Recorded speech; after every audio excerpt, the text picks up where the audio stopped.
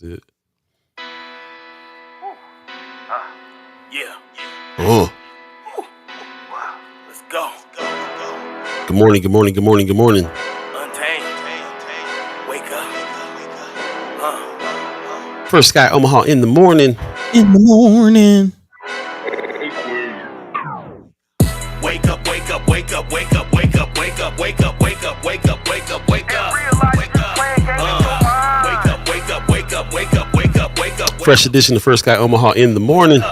In the morning. Wake up from this dream. Life is not what it seems. This culture's not your reality. You better unplug or be a casualty. Wednesday, November 12th. Drugging and boozing is keeping us off from our greatness. We gotta spread the love and stop hating. Shout out to Sherman Wells. Front pages, from murder and death to building our wealth. We moving the stealth. Building the till there's nothing left. And teaching my people to Getting us woke this morning. you know competition. That's an interview. Yeah, I said woke. Woke. We tired of listening, so we standing up. Hey, whoa. Wake up, wake up, wake up, wake up, wake up, wake up, wake up, wake up, wake up. Thanks for joining us this early in the morning on a Wednesday, November 12th, 2025. Man, fresh edition of First Sky Omaha in the morning. In the morning. Happening right now. How we looking, how we sounding, dealing with tech man. issues this morning. I'm sticking, but am I moving? Sticking and moving. You're not sticking on. You moving. You ain't sticking now. Okay. Flow like a butterfly. There you go. All right, we'll go ahead and pump it up here so we can get busy. But yeah, I appreciate you guys getting up early this morning with us. Got an awesome show for you today on this Wednesday. Good morning. Kimber Snipes up early this morning. Good morning to you. Michelle Moreno says good morning. Good morning. Pop says good Wednesday morning. And mad love from Las Vegas. Appreciate you, Pops. Lake Keister said, what's up, Wednesday? What's happening? Judy Prinzer says, wonderful Wednesday. Get moving. Okay. Got to, man.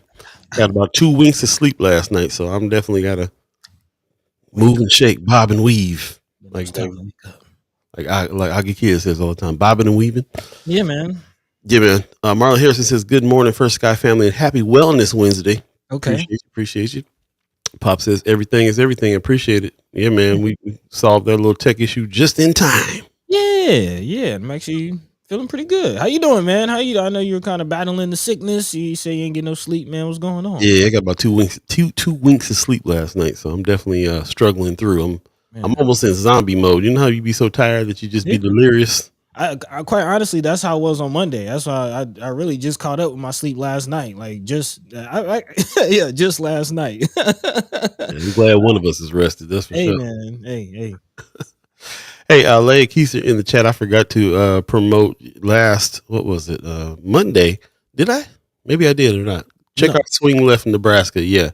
Available wherever you get your podcast. Appreciate you always posting this in a timely manner. I always pull it on Monday and then we get caught up and sometimes I forget to talk about it. But definitely check this out. James Lucien for Congress is going to be the subject. So definitely check this out.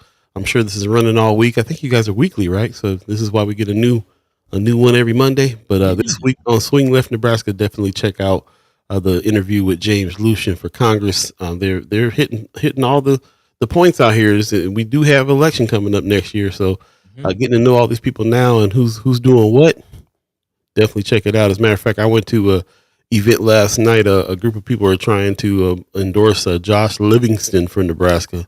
This is the guy who can potentially replace Megan Hunt in the legislature because she's terming out this year. So so it's heating up and people are starting to get together and invite folks around to some of these gatherings to announce the runnings and starting to fire up here. So it's good to get to know who's doing what and what's going on there. So we'll have some of that before the end of the season. We'll have some interviews with some people who are trying to go after some of these seats, especially when they are going after some of the 6th to dismiss.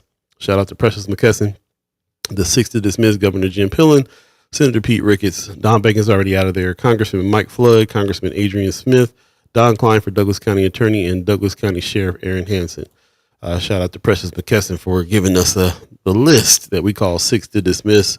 And we're starting to get some names for people who are trying to replace them in those seats. Yeah, man. So we'll keep on talking about it, even though this is a different season. Space is the place, is the season that is upon us right now. And then coming up is going to be Follow the Money, which kind of correlates with the election when you think about it. Yeah. Hey, pockets getting lined. Where's the money coming from? Yeah. I think That's there was what's up. a lot of APAC questions in recent episodes. Yeah, we'll get into it. We absolutely will. Buddy, you said you caught up on rest, but other than that, how you doing? What's going on with you?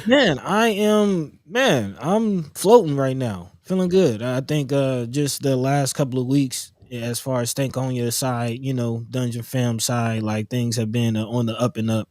Um, of course, I had the one music fest, which was kind of a big reunion, family reunion. Everybody was there, pretty much except for Dre. And then also the Rock and Roll Hall of Fame over the weekend. And yeah, man, a lot of eyes have been pointed towards what's going on at Stankonia, as far as music production and just things, a lot of momentum, a lot of excitement, a lot of energy around, the situation right now, the whole family, man. So shout out to Renegade, El Ray, shout out to my man DeAndre, who's actually a part of Stankonia Fam, and the chat chimer. You might see him in the chat every once in a while chiming in. So yeah, man, just very excited about that, and also just excited about what's going on Fresh Sky Omaha. Of course, we have some changes. Of course, you mentioned next season, follow the money. There's going to be some things that will be changing and wanting you to follow with us next season as well. So definitely excited about those things, making those happen. The team is growing, man. Shout out to the First Guy team, a few of them in the chat already. So yeah, we I'm excited. I'm excited. So Yeah, same here. Shout out to Stankonia, man, all the good stuff that's going on over there where in your camp this past month, man. I'm excited. I watched Killer Mike show the other day, and they're dropping names like Renegade. And I'm like, I know who they talking about now because yeah, that's what's up. So yeah, I'm excited about it, and of course, everybody knows who everybody knows. How big of an influence Outkast is, but just the Dungeon family in general, man. Organized Noise, Stankonia, just like it's for me, is they're such an influence on just art in general. I really put Andre and Big Boy up there with Prince, Michael Jackson. I mean, they're the heavy hitters as far as I'm concerned for the culture. Yeah. So shout out to what's going on with them, man. Celebrate. I'm glad that you're there to really kind of be a part of that. Celebrate that. I love seeing your lives. I love seeing your posts. When you're posting about that kind of stuff. So that's what's up, man. You're encouraging me to do more of that here in Omaha when I'm hitting some of these spots and doing some things, man, kind of showing what's going on around here because there's some things happening all the time. Matter of fact, let's jump into it. We got a few community updates we need to get into. We'll definitely be talking about, first of all, I don't know if you guys were out and about last night, but Omaha, you were able to see the Aurora Borealis, man, the Northern Lights. This is a shout out to Tim Guthrie who captured this down by the river. But even where I was at, kind of Midtown last night, as a matter of fact, I was at this event and these kids came running in. The person whose house we were at, their kids came running in and said, "It's the Northern Lights. You got to make an announcement. Everybody got to come outside." And the dad was just like, "Okay, yeah, we'll be out there." Had no idea that they was telling the truth. We walked outside and seen them lights. Like, what? We in the middle of Omaha seeing the Northern Lights, the trip. So I don't know if you guys got a chance to see that or take a photo outside, but yeah, it went down. And apparently you'll be able to see it. You'll be able to see it in Georgia tonight. Or yeah. Take a look. Take a look. They said you might be able to see it from Atlanta. Yeah. So interesting stuff. Of course, our partners over there, OEAs, have went ahead and announced February 15th as the 20th Annual Omaha Entertainment Awards is happening. So definitely check that out. I'm going to be doing some nominee reveal today, I believe. So we're still working with them on this, and this is going to be a pretty huge show. And we'll have some more information coming up February 15th, 2026. We're going to be putting this out early so you can get your tickets early for this because the 20th anniversary is supposed to be pretty huge. So shout out to the work that's being done with the Omaha Entertainment and Arts Awards. Kind of know us well enough to know how we feel about that. How the award show drives a lot of the industry here in wherever you're at. Really, if you have a robust award show, then you're really kind of helping out with making sure that scene is popping. Can I tell that real quick? I was actually had a conversation with a DJ friend of mine about a local artist, Tylin. Shout out to Tylin. She's dope. Apparently, a DJ friend of mine had already heard about her. She's a DJ out of New Orleans right now. But yeah, she had already heard about Tylin, and she going to put her in her playlist. But that just reminded me, like, don't overlook the OEAAs and don't overlook our artists in Omaha because they themselves have gone out and done, great things, man. Shout out to Marcy Yates. He just got off tour, man. Like, man, shout out to Marcy. Shout out to Jay Crumb. They just did the thing with the symphony, man. So again, we talk about these big names like the Dungeon Family, but I'm also paying attention to Omaha artists, and they're on their way just as well. So we need their support. Definitely tap in, vote, chime in. Yep. Tap in, man. Tap in. It's a pretty awesome award show, really. I'm on the board, so I'm kind of knowing from the inside about the work that's going on behind the scenes, and really, all the discussion. So a lot of times people get upset about some of the nominees and people, and people getting left out and stuff like that. But really, it's just a bunch of humans that are doing the best they can when they get off of work to go try to catch up on what's going on in the arts and celebrate it. So shout out to OEAAs. We'll talk more about that and have somebody on as well as we get closer to the date for sure.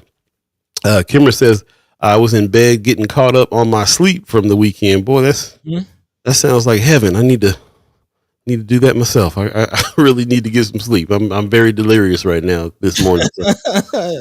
Man, no telling where the show gonna go this morning. Heather Williams gives us a good morning, everyone. Appreciate you coming in as well. And just to continue a little bit more on some of the things that's going on here, of course, the artist Lettucey is going to be coming November 13th to Steelhouse.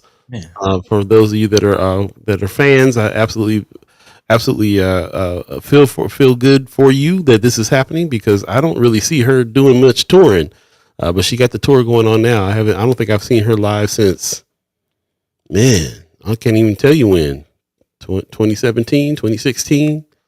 So this is going to be good. I'm kind of know a lot of people are anticipating this show. Definitely check them out. Shout out to Omaha Performing Arts and everything they got going on as well. Also, Tim Clark dropped this in Friends of First Sky Omaha, Too Funny Omaha. This is actually Katie Rain's event.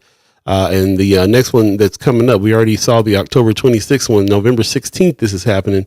It's going to be happening at the Level Event Center. So definitely check this out. And this is the process, because the winner is going to be opening for DL Hughley. Again, shout out to Omaha Performing Arts. He's going to be at the Holland Performing Arts Center coming up, and so they're kind of doing these contests so they can get a winner to open for DL Hughley. So shout out to Katie Rain, who's behind a lot of what's going on here with this, and we're going to have her on Friday, as a matter of fact, to talk a little bit about it. So man. So that's what's going on there for sure. We definitely would check it out. Shout out to First Sky Omaha fam Linda, who put this out as well. The Christmas assistance signups is here. You can check your zip codes and the dates down there at the bottom, the place where you can kind of sign up and get some assistance. There is assistance for Christmas coming up for families that need it. And Salvation Army has been doing this for a while. I actually met somebody from Salvation Army last night that was talking about the new building and stuff that's going up, and all the work that they're doing and money that they're raising. Down on the Deuce, right? No. The main building, I think it's on Cummings. Oh, okay. So they're doing some changes there. I know they're building some on the Deuce by like King, like right across from Brooke Crawford's store. Oh, okay. I didn't realize that was them. Okay. Yeah. Salvation Army branching out. They did get some millions, so they're going for some major construction happening. Man, okay. Yeah. But shout out to them for doing this for the families that need it. We'll put this in Friends of First Sky Omaha for you to get a little bit more information there for sure. Also, our friends at Heart Ministries is hiring. They got a couple things going on. There's an open position as a behavioral health therapist. If that's your jam, then you can send a resume to Connor@heartministrycenter.com. Shout out to them. I'm glad they're growing and expanding as well. And their flower shop is hiring as well. They're hiring a floral designer. You can send your resume to Danir Danir DANIR at heartministrycenter.com. You can apply there for their fresh floral side of the business as well, which is pretty dope that we got this flower shop in North Omaha. Shout out to Heart Ministry Center, man. Get down. Yeah. Yep. And we'll save some more of these community updates for a little later on in the show when I wake up a little bit more. And in the meantime, between time, yeah, man, I'm struggling. So I was on Monday, man. Just I'm glad I had some technical difficulties at second hour, but yeah, we here, man. We're gonna make it happen. Oh, is that what it was? It was like, where the buddy's screen go? He's over here. Man, take a little break. Michael Scott. Kimber says that's how I was Sunday and Monday, straight delirious, man. So, when the older we get, man, that rest means Hey. everything. Means everything. What's happening, Brooke? Brooke gives us a good morning. Appreciate you coming on in. Appreciate everyone coming on in. Do us a favor, share the show if you're on Facebook. Really easy to share the show on your page. Get as many people in as possible. And if you're on YouTube, do us a favor and share the link to some people that you think might benefit from watching the show and coming in and bringing some great comments and questions and especially respecting the guests that are coming in, because we are going to be talking to Brother Andrew Norman from the Bay Omaha. He's coming in first, and then a little later on the show, Brianna Full, Omaha Public School Board member. She's going to be talking about her resolution. She's already kind of chimed up about it last show on Monday. As a matter of fact, we had Precious McKesson on. If you missed that interview, please go back and check it out on YouTube. Precious acknowledged Brianna Full's post, and we got to talking about it. And then I believe last night she was on Channel 7 talking about her resolution. So trying to drum up some support for this has been a little difficult. We'll be able to talk to her about that coming up in a little later on the show as well. So highly encourage you to stick around for these interviews and also the conversation, also the threads that we'll be talking about, because there is some stories out there that we need to catch up on. And with that, I'm going to hand it over to Buddy. What's today's thread going on today, Buddy? What's happening? Yeah, I mean, today's thread is actually kind of loose, man. As you mentioned, we'll be a little bit everywhere. Definitely looking forward to speaking to Andrew Norman of the Bay. We, kind of talking about some of the new areas popping up in the community, not just the Salvation Army, but if you're in the Benson area, a new skate park opening up in that area, man. And hey, I'm a skater myself, so definitely near and dear to my heart. Looking forward to that conversation. Also, as you mentioned, getting into the board situation with Beeee Full. Actually, we'll kind of dive into her Channel 7 article and interview a little bit as we prep for that.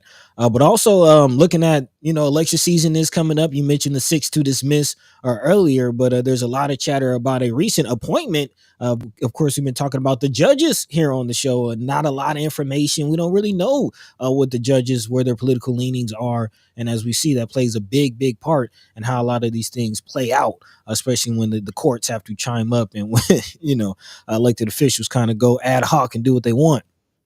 But again, what are your thoughts on this latest appointment? Again, a brother to the Supreme Court. Again, it is an appointment from Pillin, so kind of always weary on what Ellen Pillin does. But what are your thoughts on this? I definitely would love to hear from the chat on that. Also, we did get kind of carried away with that conversation with Precious McKesson last episode. Didn't really get into what's going on with the SNAP situation. Still kind of, up in the air, a little confusion. The courts, speaking of courts, chimed up and stepped into that situation, blocking it, but now going to the Supreme Court, and it's ongoing. And is it stopping? Is it going? Is there money coming? Is it not coming? We'll talk about that as Linda calling for the Salvation Army volunteers. I'm still wondering, still putting out the question, how are we feeling about this holiday spirit? Again, we're about a week and a half, 10 days away from the call and blackout. Again, November 22nd, I believe, a national call for a blackout. Of course, the holiday season is right around the corner. Thanksgiving, following up by Cyber Monday, Black Friday. Where are we standing? Still reeling from this 8 Democrats going with the health plan. Still in the thick of it, y'all. Government still shut down. So again, we're still talking about it. Mutual aid coming together, teamwork, making the dream work. Space is the place. It's all on the table today. So again, we're here for the next 2 hours. As always, let your mind be free. Let your voice be heard. If there's anything we're not talking about, missing the mark on any stories, feel free to drop those into the chat. That's what we're here for, live with you to have a conversation. So in the meantime, between time, Paul B. Yo. Hey, man, what's going on? Man, just want to give us some good mornings out. Donnell Session gives us a good morning. Appreciate that very much. Also, Kimber says, my guy Andrew. Okay, we'll be talking about it for sure. I'm glad we getting some feedback already. Wanda Lewis gives us a good morning. Good morning to you. RG says, morning, y'all. Moving slow today.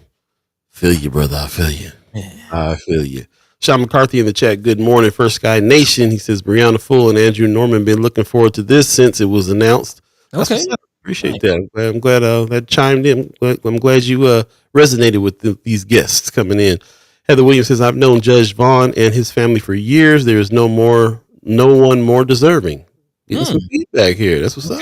Okay. Love it. Sean McCarthy says, Andrew Norman remains the best editor I had the pleasure of working with. He always pushed me as a reporter in the best of ways. That's what's up, man. Nice. Yeah, shout out to Andrew Norman. I was just telling somebody last night when they were doing Here in Nebraska. I was one of the bands that got to travel greater Nebraska, and it's only time I was really able to see these small towns around the state was playing shows with Here in Nebraska. So we'll definitely got a lot to talk about with Brother Norman. He's been a partner in a dude that's kind of working in the same realm as us for years, and yeah, it's gonna be an interesting conversation. We'll take a quick break and we'll come back and jump into it. Thanks for bearing with me again. I have had just about no sleep. So if I'm extra animated, loud, it's because I'm delirious. So yeah. But Buddy got some sleep. One of us got some rest. And that was Buddy this time. So stay tuned. Hold it down. Hold it down for me, buddy. Hold it down. Hit the like button. What's going on, Mary Sanchez? Stay tuned. We'll be right back. First Sky, Omaha in the morning. In the morning. Down. Holding it down. Quicker than that.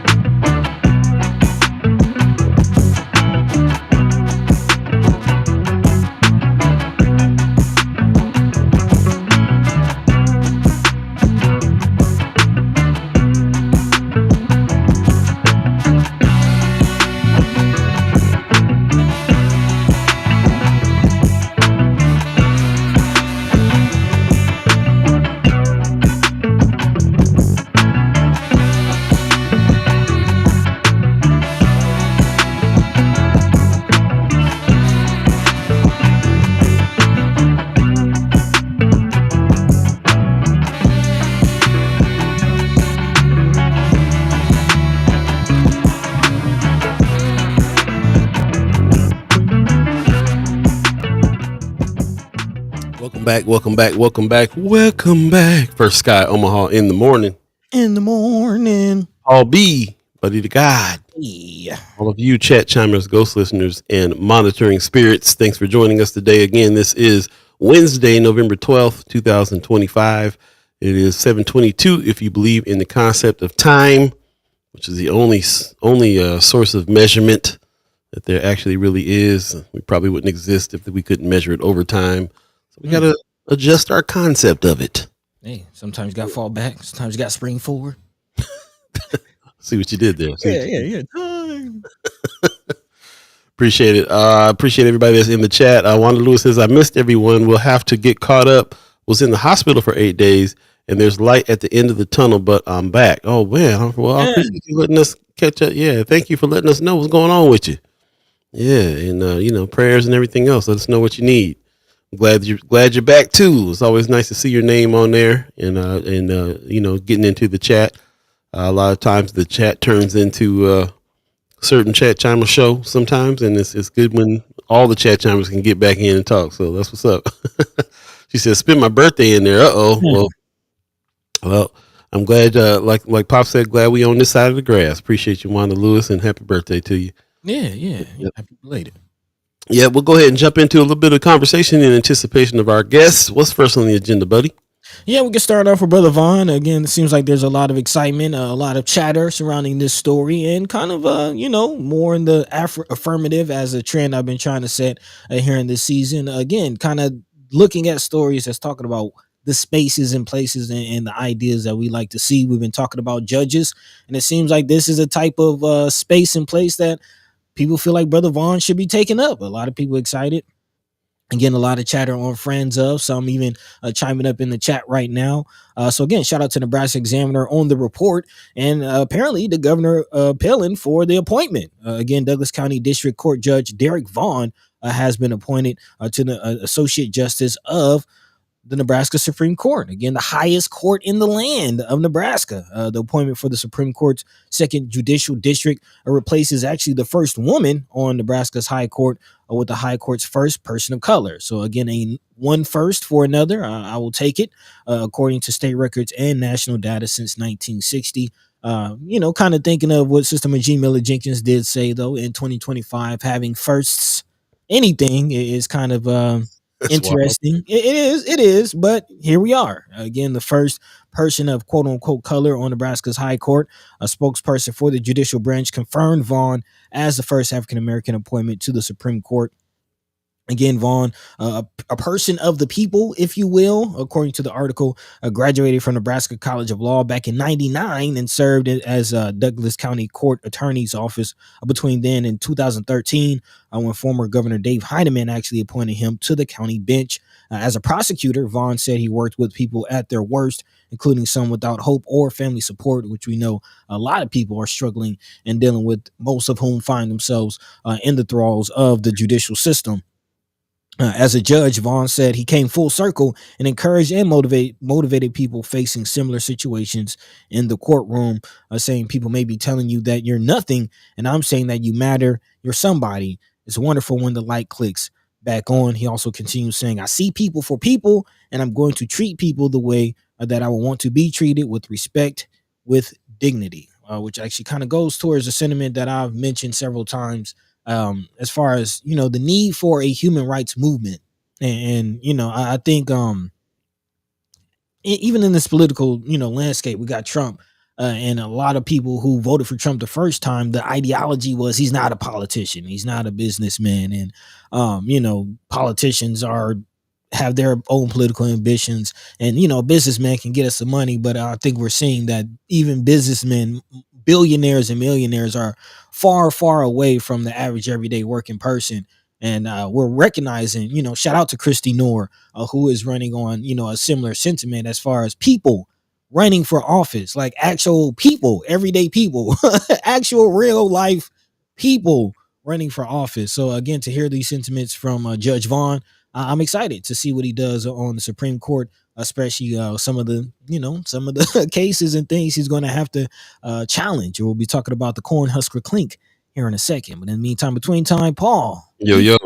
What say you? Yeah, man.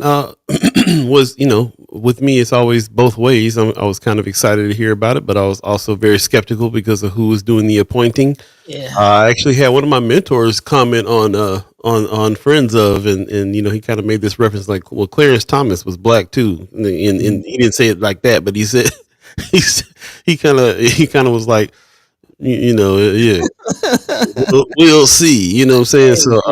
So I was very anxious to do the show today and talk about this today, because I knew that there was going to be people in the chat that knew him, and we already got some co-signers chiming up in the chat. So that makes me feel better about the situation, and I can't wait to get to know who he is and what he does, and yeah, I'm sorry, but I'll be a little skeptical. I'll be a little bit cautious sometime when I'm like, I don't want to get too excited that we got a brother in there. We'll see how it works out. You know what I'm saying? But apparently, according to some people in the chat right now that I trust, this is a good appointment, and I'm that's good enough for me. So there you go. And the same situation about Sister Danner, as far as, I'm not really familiar with her, but community's chiming up and supporting her. And, that's kind of what solidarity looks like. Of course, I'm going to look into their resumes and their backgrounds myself. But hey, word of mouth, that, how do you pick what restaurants and stores you go to if your homies ain't telling you, hey, that you might want to check that out. So it means a lot. But to the point of, the skin of it all, I'm definitely thinking of, brother Andre 3000, and his words is, every brother with goals for the falls, every brother with dreads for the calls. No. So don't get caught up in appearance. So, we're definitely going to see how it plays out. But especially with some of the, as I mentioned, some of the cases that the Supreme Court may have to hear coming up. Of course, we're still in the thick of this fight to get the Cornhusker Clink shut down, apparently, or eventually more so. The courts are going to have to chime up on that. Let's see what this new appointee has to say about it all. Yeah, with that. Appreciate everybody that chimed up already. Let us know more about this, brother. And if you have some more information, definitely want to hear about it. Black Dynamite in the chat saying, good morning, y'all. It's Wednesday. We're halfway there. Appreciate you coming in. Kimbra's echoing what we saying. All skin folk ain't your kin folk. We'll see what's going on. But again, like I said, I'm already leaning positive, just based on the folks that we. It's the reason why we do this show. We in here talking to folks. We got the chat chimers who are regular people that regularly come in and have a discussion with us, and we've learned to grow and trust each other over the year. And all you got to do is say the word, and if that's the dude, then that's the dude. You know what I mean? So we're with it. Appreciate you very much for that. Before we move on to the next subject real quick, I see, well, first of all, Ariel's 402 says, usually Judges are light on drunk drivers, heavy on on dads, light on, heavy on. I'm wondering what he is light and heavy on. Yeah, we definitely still got to vet and see what's going on. It varies from person to person. So, we are not these cats that are in here just blindly endorsing anybody. So, we definitely got to vet and see what's going on. And I appreciate you reminding us. Yeah, let's see where he stands. But Kimber says, yeah, I'm excited about the judge. That's what's up. Appreciate that very much. Also, in the chat, Pops was saying we were talking about time earlier. He said I heard an interesting thing about time. Someone in the postulating, someone is postulating that the future moves backwards. Meet our present. I dug it. I did too. I heard that sister talking about that. That's kind of the way that they think about things in Africa. In the way that time moves, like everything in the future is very dim. We don't know what that is. The future is running back to meet us here in the present. And time is really built on the past, and so we're actually moving backwards.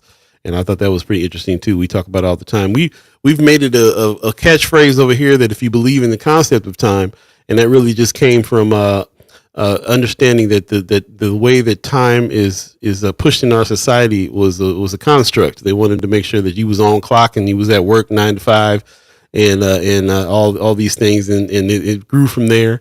But I see it evolving even more. This concept of what we believe when it comes to time and how time works and what's there, and that African way of thinking about it is really kind of like how we work. I think of Buddy being a student of history, and I think about the way that we have built up conversations over time over the past 4 years that make it so that when we talk about something and you guys chime up, we're listening. You know what I'm saying? Like I said, we built some trust. Everything that we're doing right now is built on the time that we spent in the past working on it. So I appreciate everybody who is understanding that with us and is rolling with us on that. And yeah, so some of these high level conversations we'll keep having for sure. We appreciate it. Appreciate you letting us branch out, stretch out with those kinds of thoughts too. It ain't just the news around here, for real. Man, yeah. If y'all willing to go there, we'll definitely take it there. And there are studies and things that are coming out, not just conversations from the motherland, but a few universities that are catching up to the motherland. I'll say that as far as time goes. So yeah. And we'll be talking about how time is speeding up in its own time. That's going to have to be part of this conversation as well, because things are moving real fast in this life. Yep. With that, is 7:32. If you believe in the concept of time, let's jump to the next subject. We're anticipating our special guests coming in today. We will be talking to Brother Andrew Norman from the Bay, and also Brianna Full a little bit later on in the show, Omaha Public Schools, and we'll be talking about the resolution that she's on right now and has been very vocal about. So lots to talk about coming up. But before we get to that, what else is on the agenda, buddy? What's next? Yeah, man. I mean, I kind of mentioned it. It'd be a good time to go ahead and jump into it. Speaking of time, talking about this Cornhusker clink, and again, Nebraska trying to throw time at people. But again, the fight is still on. As I mentioned, several legislators are looking to dissect and look for any kind of linchpin in the contract to, kind of unravel that thing, or at least get some more information and insight on the contract between the state of Nebraska and ICE and Homeland Security. But again, the time and the clock is moving forward as far as Cornhusker clink goes. Nebraska's McCook Prison for Federal Immigration and Custom Enforcement, this is according to Nebraska Examiner, is set to be about 200 full by Thanksgiving, which is, again, mind-boggling when you try to think of where are these people going to come from. Where are there already raids? Again, we've asked this, but we have to continue the conversation. What's going on in our community, especially in the lack of information coming out from the Pillen administration. Again, he has said the facility, which was used previously as the state's work ethic camp for men, continues to be renovated for a second phase of about 100 additional ICE detainees, which will again boost it to about that 300 limit that we keep hearing that, Senator Margot Juarez told us the facility is not ready to hold. So will these changes be effective? Probably not.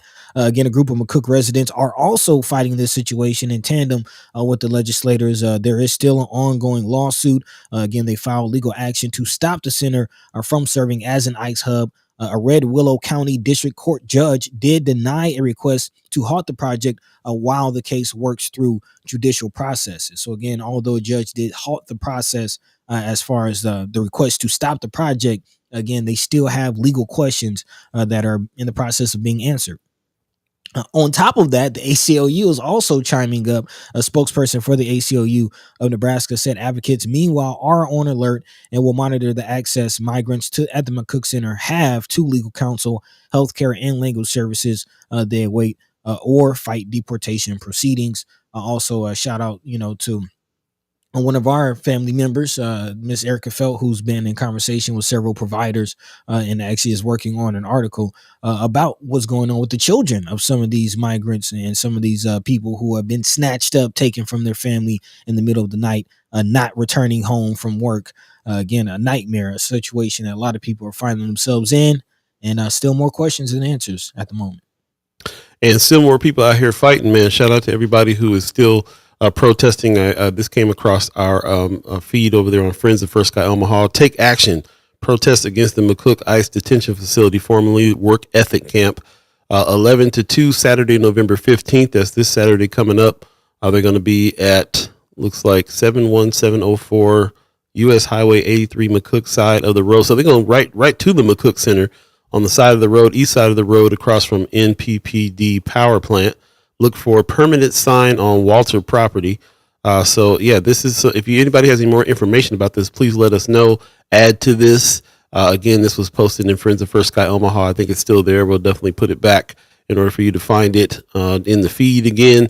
And yeah, man, just kind of reminded me that that so many people in our state have been railing against this. The clergy have been railing against it. The citizens, yeah. the people of McCook have teamed up with ACLU to sue the situation.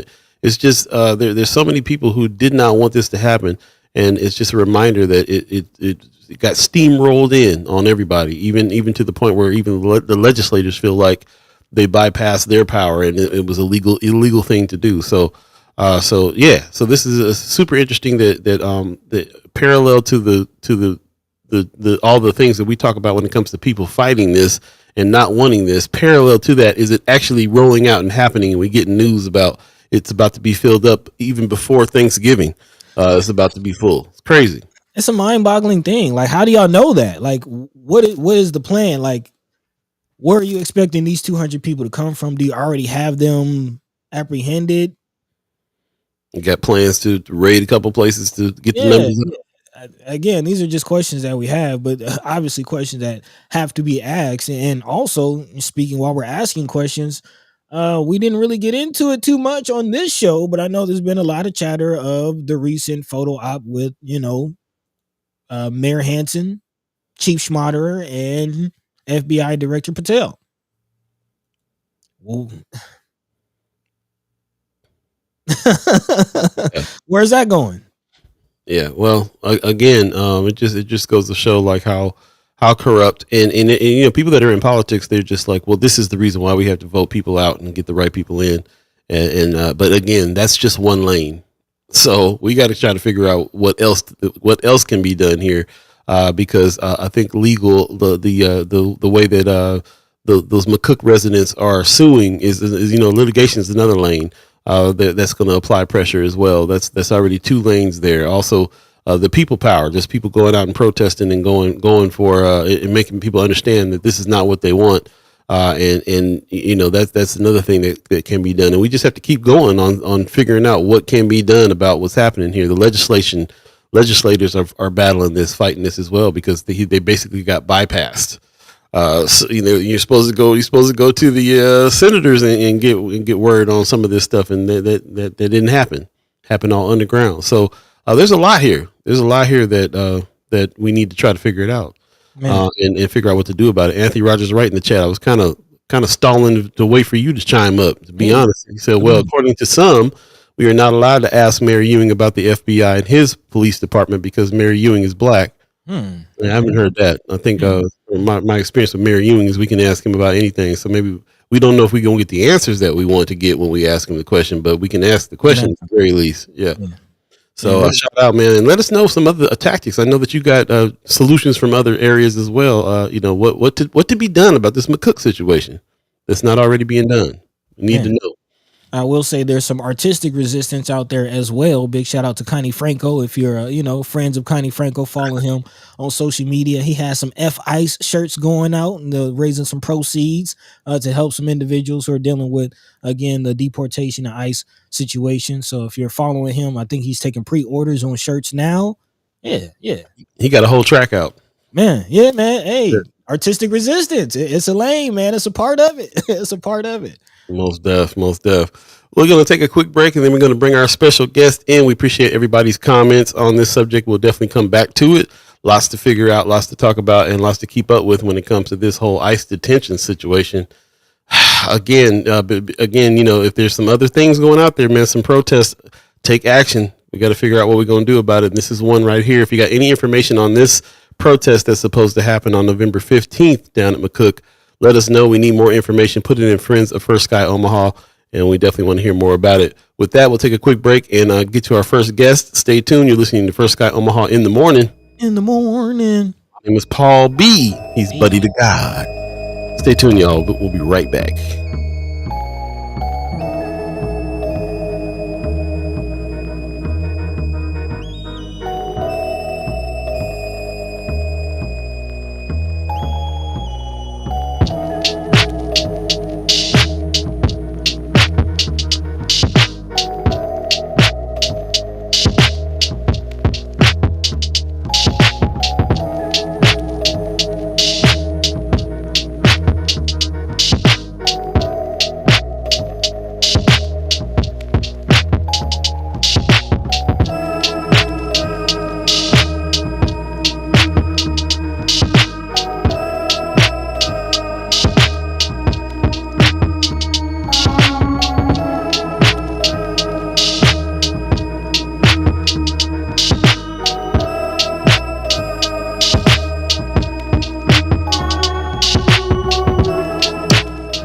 Welcome back. First Sky Omaha in the morning.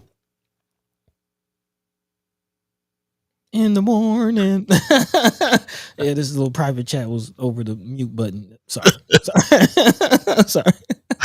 It's all good. Better late than never. That's how it's in the morning. There you go, ladies and gentlemen. We got our first guest coming in this morning. Our brother Andrew Norman is in the house. Good morning, man. How you doing? Good morning, guys. Morning, Paul. Morning, buddy. Good to see you guys. Yeah, man. It's been a while. Yeah. Appreciate you coming in, man. We been very anxious. Everybody's kind of anticipating talking to you about what's going on, and very excited about it. First of all, just for the people that don't know who you are, go ahead and introduce yourself and tell them where you're from. I'm Andrew Norman. I'm the executive director, co-founder of the Bay.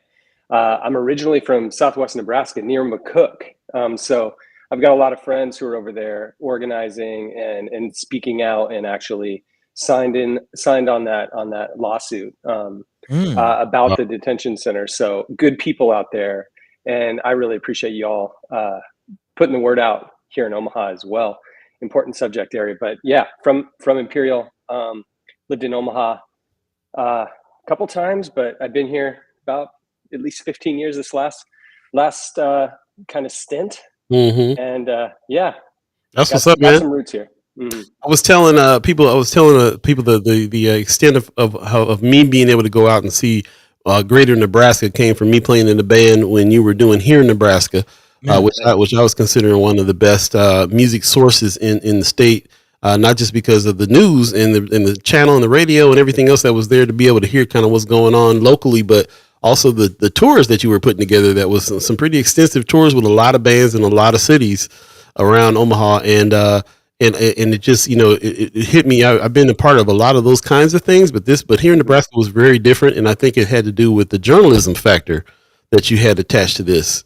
So it wasn't just telling what was going on and showing these bands and so on, but it was kind of digging into the scene and putting some context to the scene and the reason why it's important that we travel around Greater Nebraska and get to some of these small towns. I would have never done it, and then I got out there and realized, there are people here that wanted this. There's a scene here. There's you never guess. So So that was my history with you, and then of course you moved into working in this company, the Bay. That you maybe tell us a little bit about the Bay as well. Yeah. Yeah. Mhm. Yeah. So first here in Nebraska, that was so fun doing those tours. We took bands all across the state, put them on free, all ages stages in front of people who often had not seen, hip hop live or soul Yeah. live or like a metal band live, and we opened some eyes out there, and it was extremely fun. And the thing to know is that there are people all across the state who are into unique culture, different culture, and often you can feel really isolated if you live out there and you just don't have access. Like, we're very fortunate in Omaha. There's something to do every single night. No matter what you're into, you can find it here. It's tougher out there, so sometimes that makes you a little hungrier too. And that's who I was as a kid. I was hungry for culture out there. So yeah, my wife and I ran here in Nebraska, started and ran here in Nebraska for maybe 8 years. And we grew it, didn't know how to run a nonprofit, didn't know how to run a business either. I was a journalist. My background, then I came here first to work for John Heaston at the Reader. Hey. So that's where we can connect too. And then, but about 8 years in, we were kind of at a point where we were, the mission of here in Nebraska was to evolve the narrative of what is Nebraska, kind of on a public facing side, while just growing the scene. And I think, we kind of came to the conclusion that we weren't moving those needles in the way we wanted. I think we served a ton of bands, ton of artists. We told an incredible amount of stories, digital storytelling about the music scene, but we felt like we were missing the mark in that we were not preparing artists for that kind of next level. And we were sometimes reaching them too late, maybe in the game, when you're kind of quasi-professional adults, sometimes it's tough to, even if your bands are just incredible, which often is the case here, they're just these really, I think, world-class bands that operate here, but they do it in between working day shifts, and night shifts, and it's tough to kind of put it all together to go out on tour and then to be prepared to manage the business side of that. And so that was a big sort of I guess kind of insight, and we realized, man, if we want to move the needle here and make Nebraska this cultural destination, we got to start younger. So my friend from now 28 years back in Imperial, Mike Smith, had started the Bay as a skate park in the mall in Lincoln, as a place to be, something to do, and people who care. And really the kind of unique aspect, other than starting the only public indoor skate park in the state at that time, was that it was open late. And so it was open on nights and weekends when, kids were either there or who knows, Right. And so, our nonprofits, the Bay in here in Nebraska, kind of grew at a similar clip for about 8 years. And then we decided to merge and come together in 2018. And so now we're 7 years into that, almost 8. And it's just really grown, in Lincoln, that's where the Bay has existed at 2005 Weiss Street. Really since about 2011. We've got a focus high school program, kind of like the OPS career academies that exist. So Bay High. So we have about 60 juniors and seniors that go to school there 5 days a week. Wow. And then we're open 7 days a week. We're open till 8 on weeknights, 10 on weekends. And we just do all kinds of things that really are aimed at engaging Gen Z, Gen Alpha, who are not finding their thing elsewhere. Kind of like probably like us when we were kids, right? So it's music, it's skate, it's fashion, it's gaming, it's photo video, and then we do all 6 sevens, Andrew, all 6 sevens. All 6 sevens, and then we do workforce development too. So we serve 18 to 24-year-olds through this program called Gap Year. It's a really holistic program aimed at building these life skills and then also career skills, and just helping kids, young people, chart a path, have the skills to be ready kind of when they get there. And then the goal is to get them into college, get them into a career. But ultimately with the Bay, it's about giving kids that that first hook that gets them excited about something, whether it's music or skate or journalism or whatever.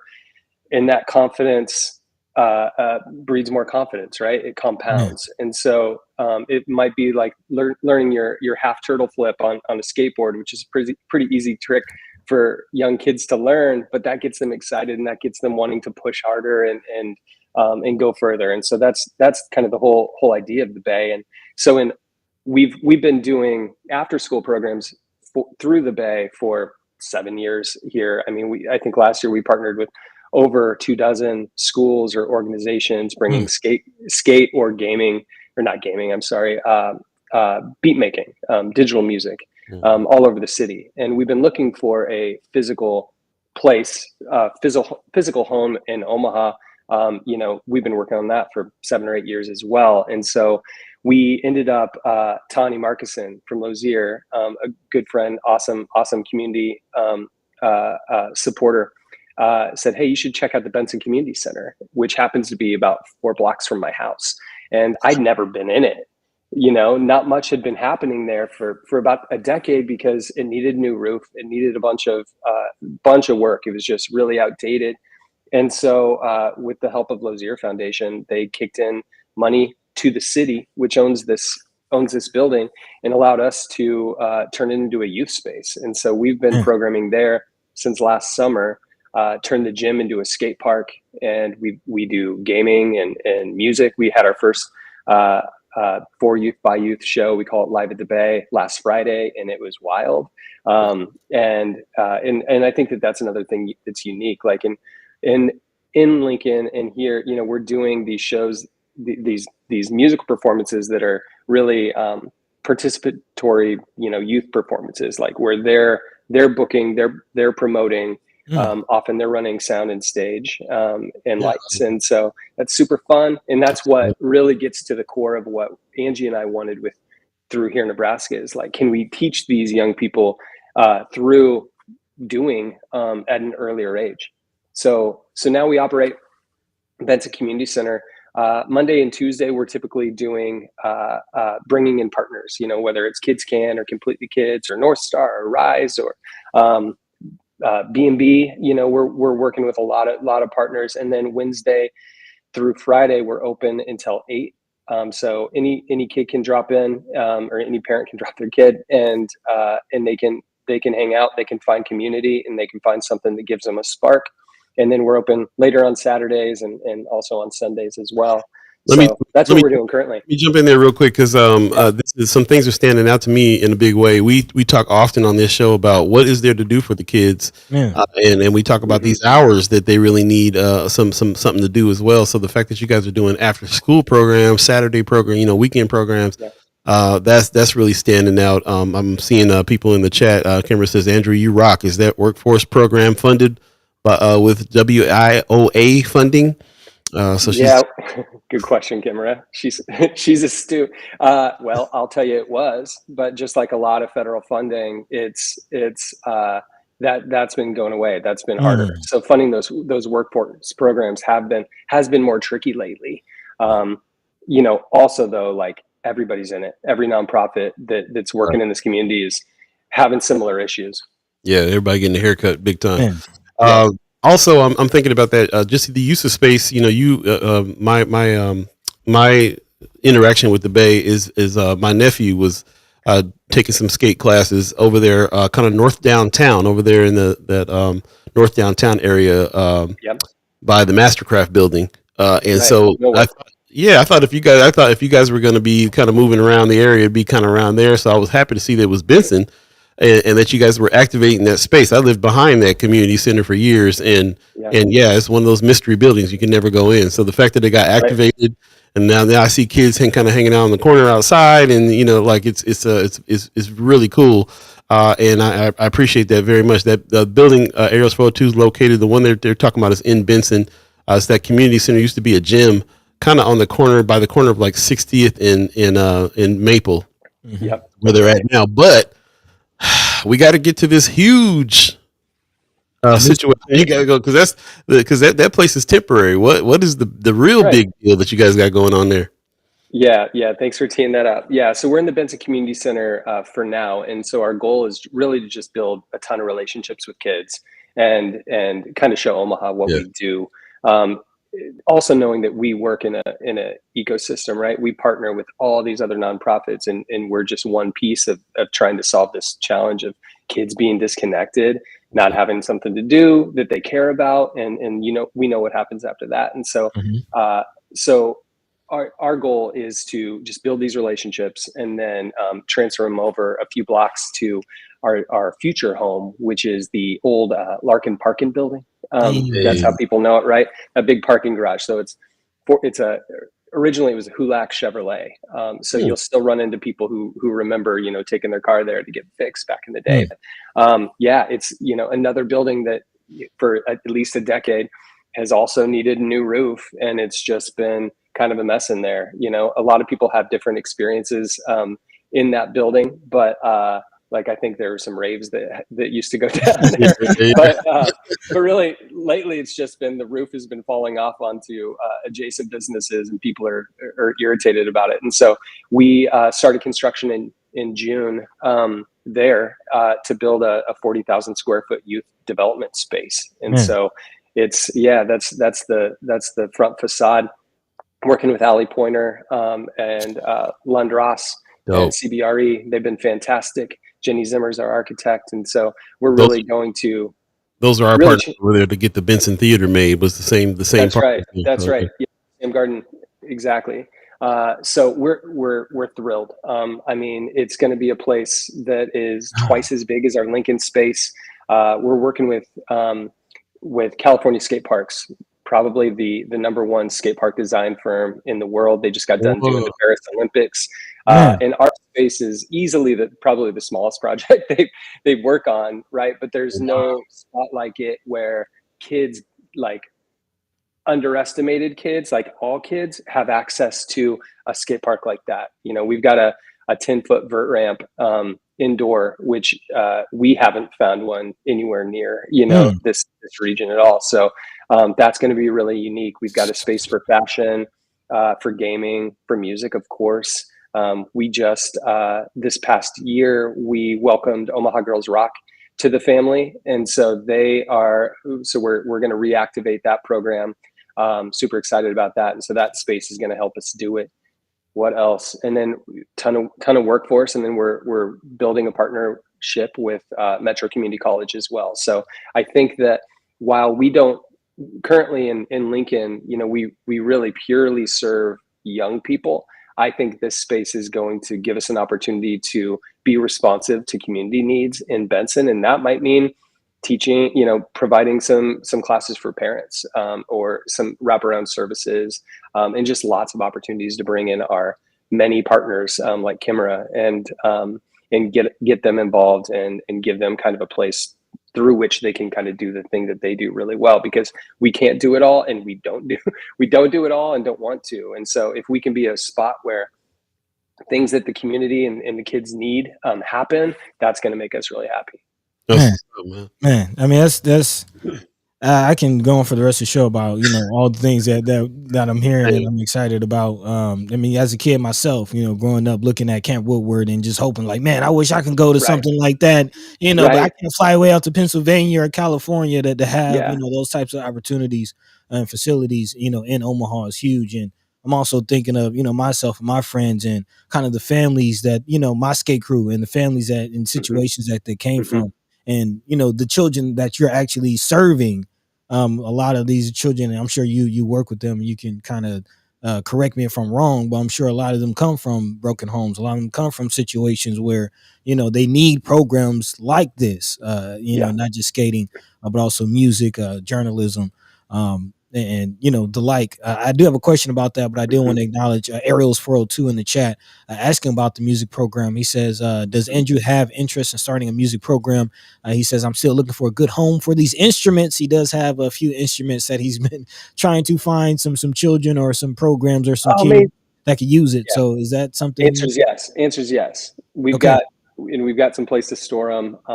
For Omaha Girls Rock. But I think what's cool about the Omaha Girls Rock program is it gives us an opportunity to kind of take some of that programming and also provide it for, or not just girls, right? So yes, we would love that.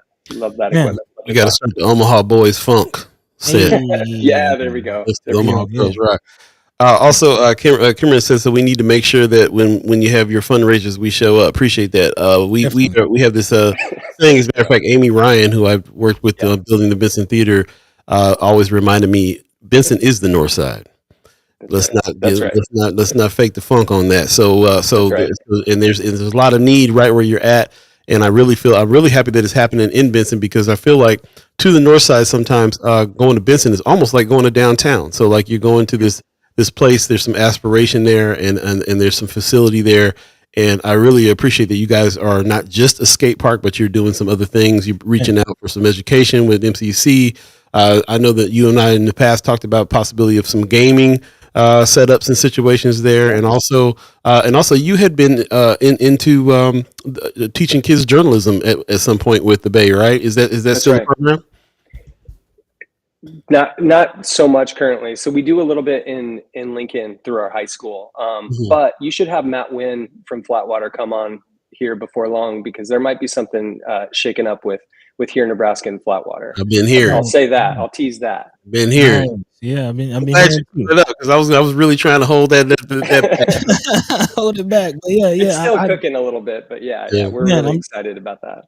So glad to hear that. I also remember the Here Nebraska days. Actually, when I first got back from Florida, Here Nebraska was still going 16, 17.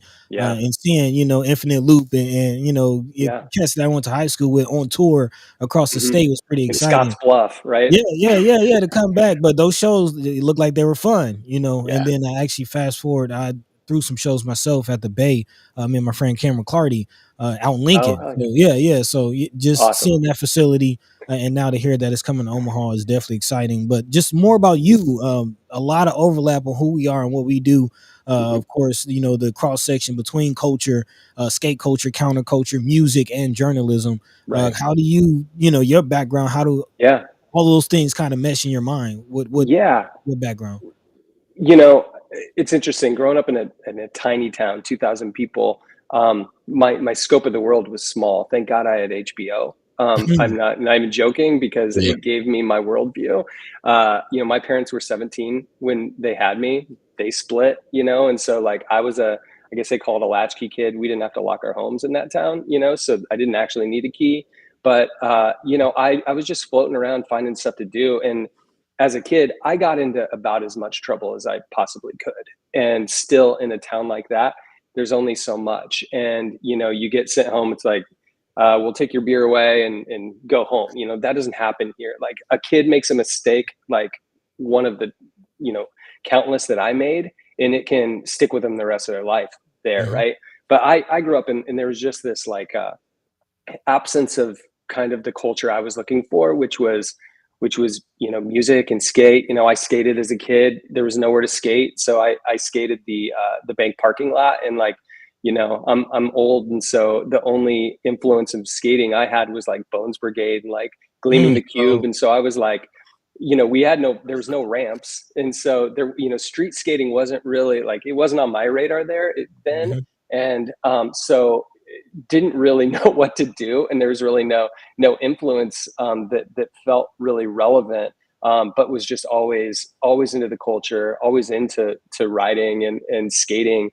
And then, I got into music in high school as well. I had a buddy who started a band in his garage, and he ended up becoming a professional musician touring the world. It just happened to be. And then at one point I tour managed for him, and I went out for 30 days over on the East Coast, and I made so many friends, mostly other TMs, and that I'm still friends with today, and just like built this different kind of deeper connection to the culture. But yeah, I grew up in the absence of this kind of culture, and really felt like, I'm in like Huskers and ag, and there wasn't a whole lot beyond that. And like traditional sports, I wasn't interested in the music program. It just didn't really felt like it spoke to me. I did a little theater, but I just didn't really apply myself. And so I don't even remember the question, but like that's kind of my background. I got into journalism. How did the journalism? I guess like I was a writer, and I think that I got attention for writing, and that was like, ooh, like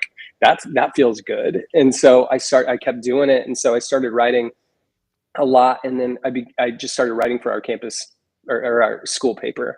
I wrote this column called The Inside Scoop. So that got me the nickname of Scoop Norman, which I really just gave myself. And so some of my oldest friends still call me Scoop, but you know, I was just like sticking it to people. Like that's what I was doing. I was trying to just like, you know what sucks about high school kind of stuff, you know? And then really grinds my gears. Yeah, exactly. It was just, but I had so much fun, like the idea of holding truth to power. And then I went to UNL journalism school, where I was an underachiever. It took me 5.5 years to graduate. I feel like my work ethic sort of kicked in like year 3, right about when it was almost too late, but kind of pulled it together and started working for the Daily Nebraskan, the campus paper there, and where I also wrote just ridiculous stuff that was just trying to like find the edge. What's the edge? I want to find it, sort of thing. No wonder you were drawn to John Heaston, because that's right. Yeah, that's right. So yeah, my first job out of college, I applied to all these newspaper. There was no blogs, didn't exist yet. Like Huffington Post wasn't around. I applied to all these newspapers on the East and West Coast. Got one rejection letter. That was it. I was like, shit. And my dad always told me it's not what you know, it's who you know. And I resented that notion. I thought that meant you need to know the people over here or up here. And what I learned is it's about being good to the people around you, and the tide rises, right? And so I had a friend who knew Eric Stokes, who was starting an alt weekly. It was the Omaha City Weekly. And so he brought me on. He's like, I think I can just work with them. He probably liked me, liked hanging out with me. And so I went there and kind of cut my teeth for about a year and a half, started that publication, started learning Omaha. It was a huge city to me then. I didn't even know how to get around. And then John Heaston was like, hey, come meet me for coffee. And I'd heard about this guy because he was like our competitor, right? And we sit down and he's like, hey, I'm serious about telling stories that matter, and I want you to come over and do it. I think he saw something in my writing. And so I went over and I covered cops and crime and immigration and interviewed every major politician in the state. Policing was my beat that is still a frustrating issue. Remember, we had a police auditor. And I think it's still in the books that we are supposed to have a police auditor. It's just been unfunded for now 20 years or something like that. And so that gave me a deep background in Omaha and an understanding of the issues. And then here in Nebraska kind of was a natural progression from that. I got a little burnout on telling these kind of hard hitting stories. And I was like, man, I just want to be a cheerleader and be a openly biased journalist. So we started covering music as if it was the epicenter of the world in Nebraska, and it was incredibly fun. Journalism is activism. That's what's up. Yeah. Just want to let people know it's 8:07 right now. If you believe in the concept of time, we're well in the second hour of First Sky Omaha in the morning. We're here with our brother Andrew Norman, and he's giving us some deep dive on some stories. We got a few more minutes because we do have another guest coming a little bit later on in the show. A few more minutes with you, and I really appreciate you kind of going through this backstory. I also wanted to give some honor to the people in the chat. Herbine MD is in the chat, and I appreciate you coming in saying good morning to us this morning. She said, this is so exciting. As a parent of a grown man, Tony Hawk fan, and from way back, I wish this type of program would have been available. Him and his skate friends, they're such a misunderstood group. Appreciate that. She says the behavior issues can be addressed. They like freedom, and most are so brilliantly creative. My son still boards, and he's grown, prosperous, contributing man to society, often misunderstood. I really love these comments. Yeah. I'm thinking about my background. I'm from California, where this was pervasive. Everywhere there was a skate park for me. Everywhere there was programs. The amalgamation of skaters and beat makers was always the thing. There was always music, always skaters, and then there was the film aspect of it too. There was the filmmakers going around with the fisheye lenses, capturing everything all the time. So that was my world, and I took it for granted. And I came here and realized that this place didn't have anything like that until I started getting wind of here in Nebraska, getting wind of the Bay, and it just is such a natural such a natural matchup for me and Buddy's sensibility. Like our sensibilities just as people coming up in the time that we did. So It's amazing, and I really appreciate what you're doing. What's next steps? What do we got to look for next as far as the new project is concerned? How do people get in? How do people partner with you guys? Give us some of that action there. Yeah. So first, I'd say go to our website, thebay.org. My email is on there. If you go to the About page, my email is just andrew@thebay.org. Hit me up. I'd love to talk. And what's next, man? We've got a little over a year before this building should be ready. We're hoping first quarter 2027. So a lot to do in that time. One of those things is, again, this building is twice as big as our space in Lincoln. And so we're going to be able to do a whole lot more. And so we're going to be talking to a lot of partners and maybe partners that we haven't even worked with yet, and just see how can we add value to these kids, because the issues that kids face are so great. It's going to take us all to solve them, and it's not going to be just one organization, right? And so we want to partner. We need to partner, and we just I don't think there's anything we do exceptionally well. It's just we work really hard at it, and we're just one piece of the puzzle. And so we're looking for partners who can add value to these kids' lives in ways that we don't currently. So that's wraparound services, that's mental health education, that's supporting parents and trying to put them in a place where these kids have a more stable home life. Family support. We love that. Family support.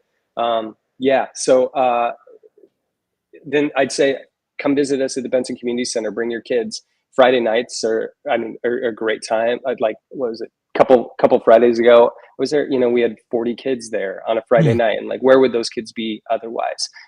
It's the same in Lincoln on Friday nights. And we're going to be providing that opportunity for kids throughout the week, and only going to be doing it more. So we're just super excited about that, and we're always learning and growing and wanting to support other organizations. This Friday, we're a sponsor of the Parlor Awards as well. So aim to see folks there. We're going to have a couple kids who are probably going to be operating cameras. I think that's when it comes to journalism. I think we're not doing any hard journalism because there's an organization that does it really well, and we want to support what Flatwater's doing and you guys and others. And so hopefully we can send some of our kids and give them an opportunity to see what it's actually like to do these things. One thing before I go, I want to make sure I say, man, Buddy and Paul, what you're doing here is beautiful, and it's important, and it's hard. And I'm so thankful that you're out here doing it and telling stories and bringing on voices. You're bringing the senators on, you're talking about real issues, you're covering issues that matter across the state. John Heaston would be very proud. That is for sure. And it's unique and cool. And I love how it lives too. It's fun to watch. Man, that's huge. That's huge. Props. Yeah, it's real. We're just trying to, do. I mean, what you did here in Nebraska and the Bay, and we're right along, lock and step with each other. Like you said, just one piece of the puzzle. I know it's a labor of love. So thank you. And I think we should actually be looking at where do we donate to First Sky, because we got to support this and keep this going. It's really important for the community. Appreciate you, man. Let's look at that. Let's look at some partnership in a big way too, for sure. Man. And don't forget those instruments. That's that's why we're here, man. Try to connect people again. I gave my email. Yeah. Also, Kimra says she has some drums for you too. So we have some things coming your way. We'll catch back up with you soon, man. Appreciate you coming by. All right. Look forward to it. Thank you all. All right. Peace. Oh man, that was always a pleasure. I love catching up with the brother, man. That's what's up. I love it. Yes, Parlor Awards is coming up as well. Linda in the chat, good morning. She says she'll be there. She also says she's gonna drop in on that pipe, that 10-footer.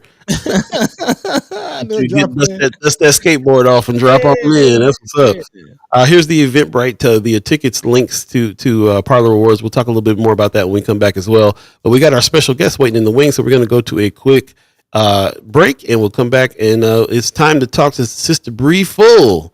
Man, we've been looking forward to this as well, so stay tuned. Again, you're listening to First Sky Omaha in the morning. My name is Paul B. He's Buddy to Gawd. Stay tuned. We'll be right back, y'all.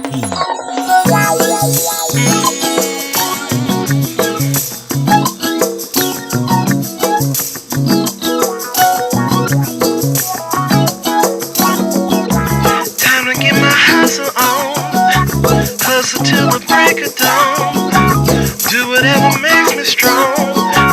Worry about the right and wrong. Time to get my hustle on. Hustle till the break of dawn. Do whatever makes me strong. Worry about the right and wrong. Living in the HIC. Brothers all surrounding me. Ain't no futures here.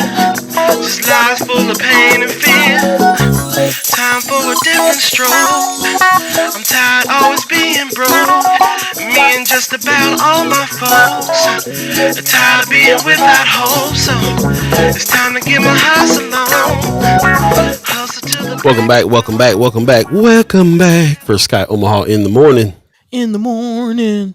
Paul B, he's buddy to Gawd, and she is Brianna Full in the house. Good morning. Good morning. Can you hear me okay? Yeah, Okay. loud and clear. Awesome. I was like playing around with my headphones and I wasn't sure if the audio was going to work. So I'm glad that it worked. Hey, Trust us, we get on here every morning crossing our fingers that the text will work. I know. I feel like elderly or something. Like all of a sudden when I turned 29, I just couldn't figure out computers anymore. So. That's what it is. Is this thing on? Hello? Yeah, literally. I got a funny story about that. My mom, I was asking my mom the other day. I was just like, when did you turn into the old person on the phone? Because it seemed like it happened overnight. It was, can you hear me? Can you hear me? You know. I was just like, wow, okay, but it also there has been a change in tech. I have noticed. I'm the guy who does a lot of this tech work around here, and I am starting to see, some of these changes are not some changes are not logical changes all the time. So it's not as intuitive as it used to be, and you got to kind of go back and what we call head smoke and figure a bunch of things out. So we're constantly doing this. We just did it this morning, buddy. Yeah, so I appreciate you working through it to come on, and you're loud and clear, and yeah. So just happy, and happy to see you. We've been talking and threatening to have you on the show for a while. It's been a while since you've been here. For people that don't know who this is, Brianna Full, you are on the board for OPS. One of the allies on the board is what we think about what's going on the board of OPS. You're definitely one of the allies. We appreciate you coming on, and you've done a whole bunch of other kind of things in the community as well. You're kind of out and about and around, so for the people that know you, let's catch up with you a little bit. How you been? What you been up to? What's going on in your life? Well, I've been better, to be honest.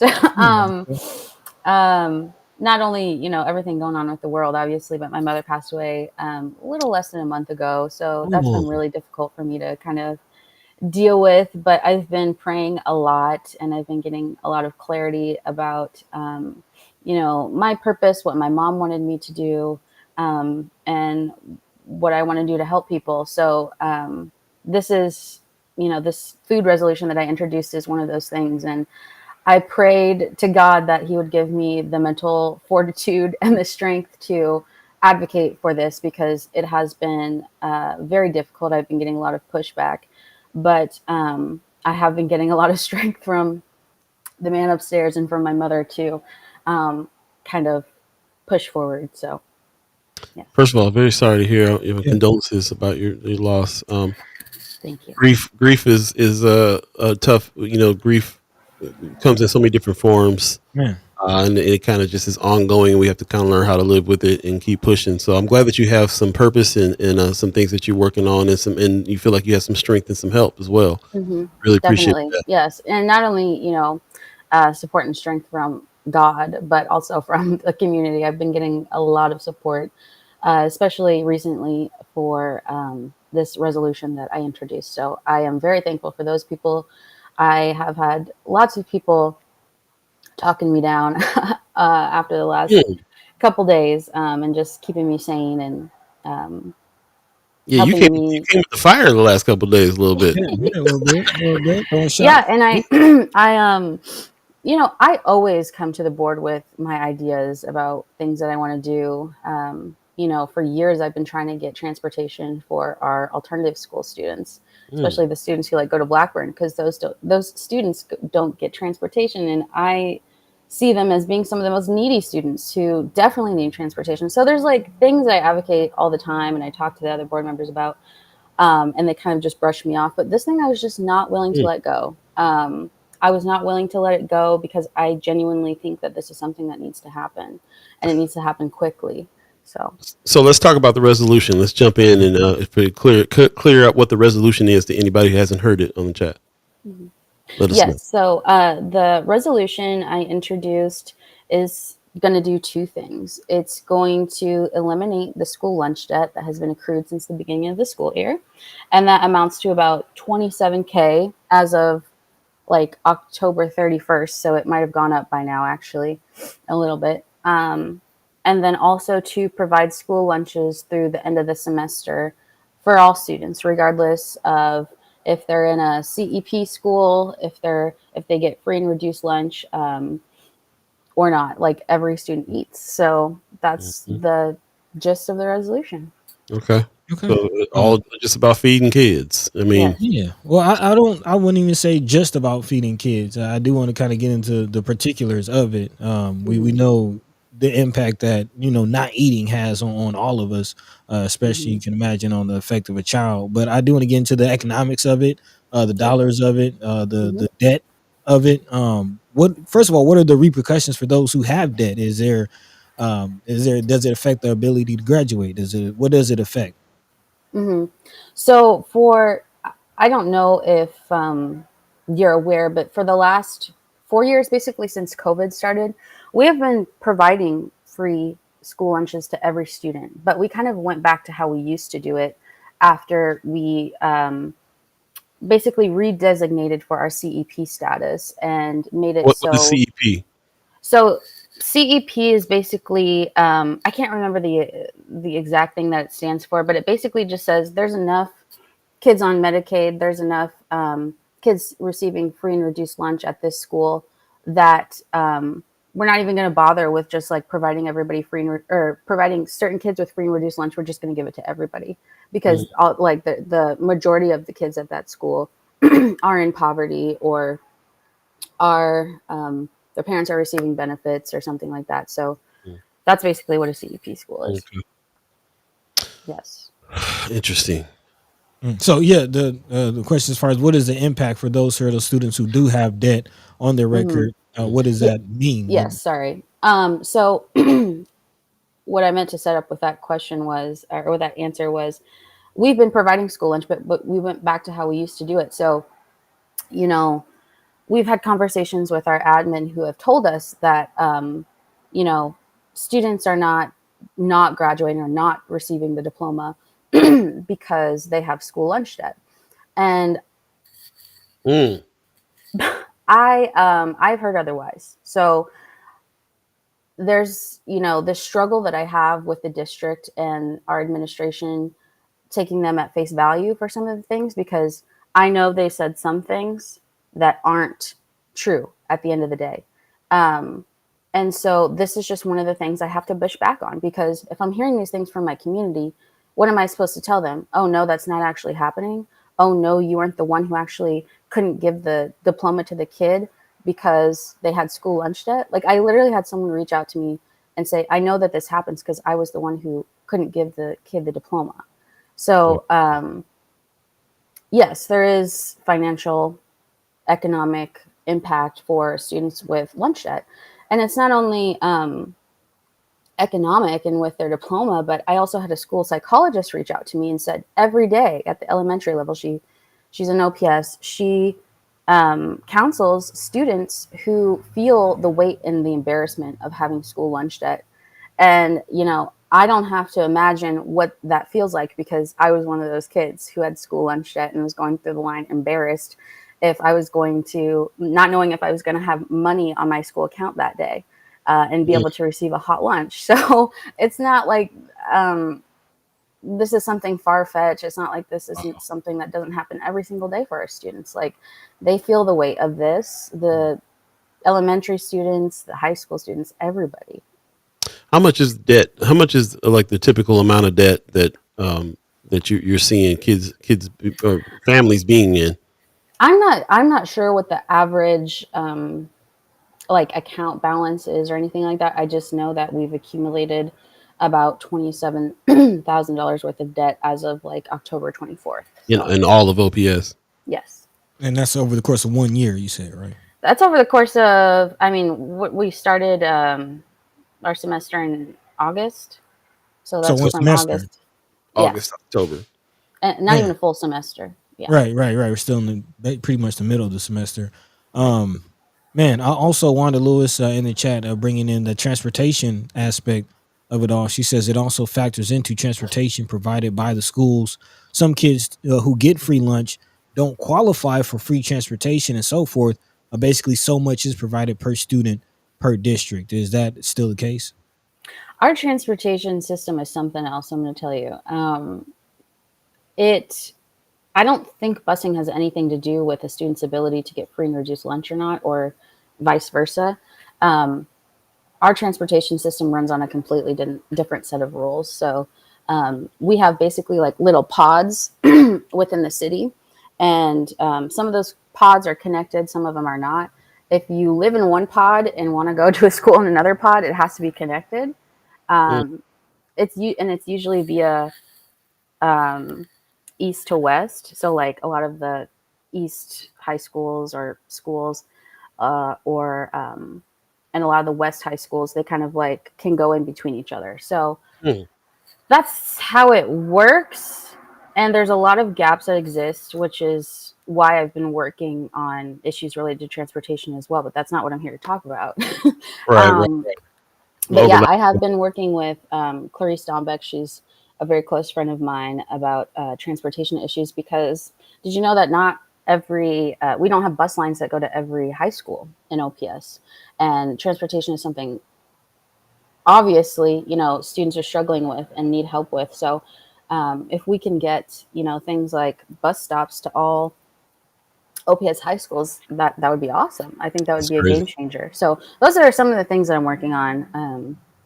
Yeah. And I could continue to go on about what else I'm working on, but like I said, I'm here to talk about food insecurity today. Yeah, getting back to your resolution, shout out to Michael Lee, who's in the chat right now. He gave us the definition. Community eligibility provision, CEP, is a meal service option for schools in high poverty communities to serve breakfast and lunch at no cost to all enrolled students without collecting household applications. Yes. So just so that I'm understanding what the situation is here, because I'm realizing that there's some gaps in my knowledge here. I don't have a child in OPS. I haven't been in school in about 100 years because I'm old. So so from what I'm understanding, parents have to put in an application. Yes. If they're not in a CEP school, they have to apply for free and reduced lunch. Apply for it. So the school debt is coming from, normally parents have to put. Go ahead. Yeah, the school debt is coming from students who do not qualify for free and reduced lunch, or are not at a CEP school. So how much does it? So that means that the parents have to pay into a system each month in order for them to have lunch at school. Yes. And if they don't pay that, then they owe, or there's the gap in there. Yeah, I think it's like if you accrue more than a certain amount of school lunch debt, let's just say like $5, then you get switched to a a cold lunch alternative, so you don't get a hot meal. Yeah, so it's not like kids are not eating; they're just not eating hot meals, which I still personally have a problem with. I think every kid deserves a hot meal, no matter what. So. Well, I mean, it's just going back to the embarrassment of it all. Like, right. you can talk, like, people are going to look at you when everybody has pizza and fries, and then you sit down with the half bologna sandwich, wrapped up, and your apple. Exactly. Everybody look like you look broke. Like everybody's looking at you like you're struggling. On top of you probably don't want to eat that. Yeah, it's it's a slippery slope. Yes, and there are gaps that exist within. Even though we do have those CEP schools and we do have the free and reduced lunch program, a single mother with one kid in the school district can only make $39K a year to qualify for free and reduced lunch. So if you have a single mother with one kid making $40K a year, she does not qualify for free and reduced lunch, and she's paying for that lunch out of her own pocket. And those are the people that I'm trying to reach, I think, with this resolution, because no matter where you live, no matter what zip code you're in, poverty exists everywhere. It exists in North Omaha, West Omaha, South Omaha, everywhere. And no matter where a kid lives, they should eat. They deserve to eat. And that's really that's the simple thing I'm trying to do with this resolution. Let me break in here. Kimber Snipes in the chat. She's got to go here in a minute, but she's available right now. She says it does not impact their ability to graduate. So she is there what's is there a break in the information there? How is it? What does it affect if they owe this money? What does that eventually mean? If they So, like I said, the admin says that this is not impacting students' ability to graduate, but we haven't had this problem in 5 years because we have been providing free lunch to every student because we've been able to do that. COVID, yeah. Yeah, because of COVID funding and all that kind of good stuff. So now that we don't do it anymore, we're going back to those old practices. So of course, in the last 4 years, no kid has not graduated because of school lunch debt because there was no school lunch debt to accrue. So, right. And there's been nothing, no big announcement to the principals or to the schools that says, do not, do not let school lunch debt get in the way of giving a kid a diploma. Like that's not information that has been readily received by admin. And this is because I've asked my school principals, did you receive any type of guidance about this when we have to start paying for school lunches again and school lunch debt accrues? No, they haven't. So I want to set the record straight. Basically, that's what this resolution is going to do. It's going to say no more school lunch debt. We're wiping out the existing school lunch debt. And we're going to pay for everybody's meals. So basically, what we've doing the last 5 years because of the COVID money and all that, you want that to continue. There's no reason to go back to this old model. Right. They obviously can feed everybody regularly and eliminate this whole school debt situation anyway. And so when you've been really fired up about this for the past week. We've been seeing a lot of posts, a lot of fiery posts. We talked about your post on Monday. You were on Channel 7 last night as well. And you were talking about it. So we're hearing that you're not getting support for this idea of being able to give everybody free lunch and to wipe out the debt. And you're not getting support from fellow board members or you're talking about the administration or who's pushing back on this idea? Everybody. All the above. Is it because they feel like they need to collect more money for OPS through this system? What is the reason you think they're pushing back on it? I've been giving so many reasons as to why they don't want to do it. It's kind of like, where do I start? There's a long list, and I dare not even entertain some of them, but I will talk about a few. So I think school board members are worried about the future of our funding in general, kind of because there's a lot of uncertainty, potential changes to our school funding formula, all that kind of stuff that's going to be happening in the next year. And so they're kind of worried about our ability to pay for every school lunch and also be able to operate in other areas.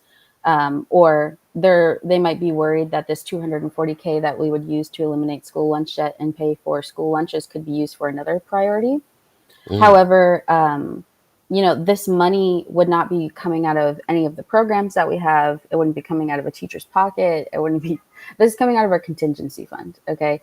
And we always have leftover money at the end of the year in our contingency fund. And if we don't use it, then it goes to our reserves. And we have over $145 million in our reserves right now. And that money ain't working for no kid if it's just sitting there in the bank, So I'm just asking us to use $240K of it. It's less than 0.01% of our total budget, just to feed some kids. So that's really all I'm asking these school board members to support.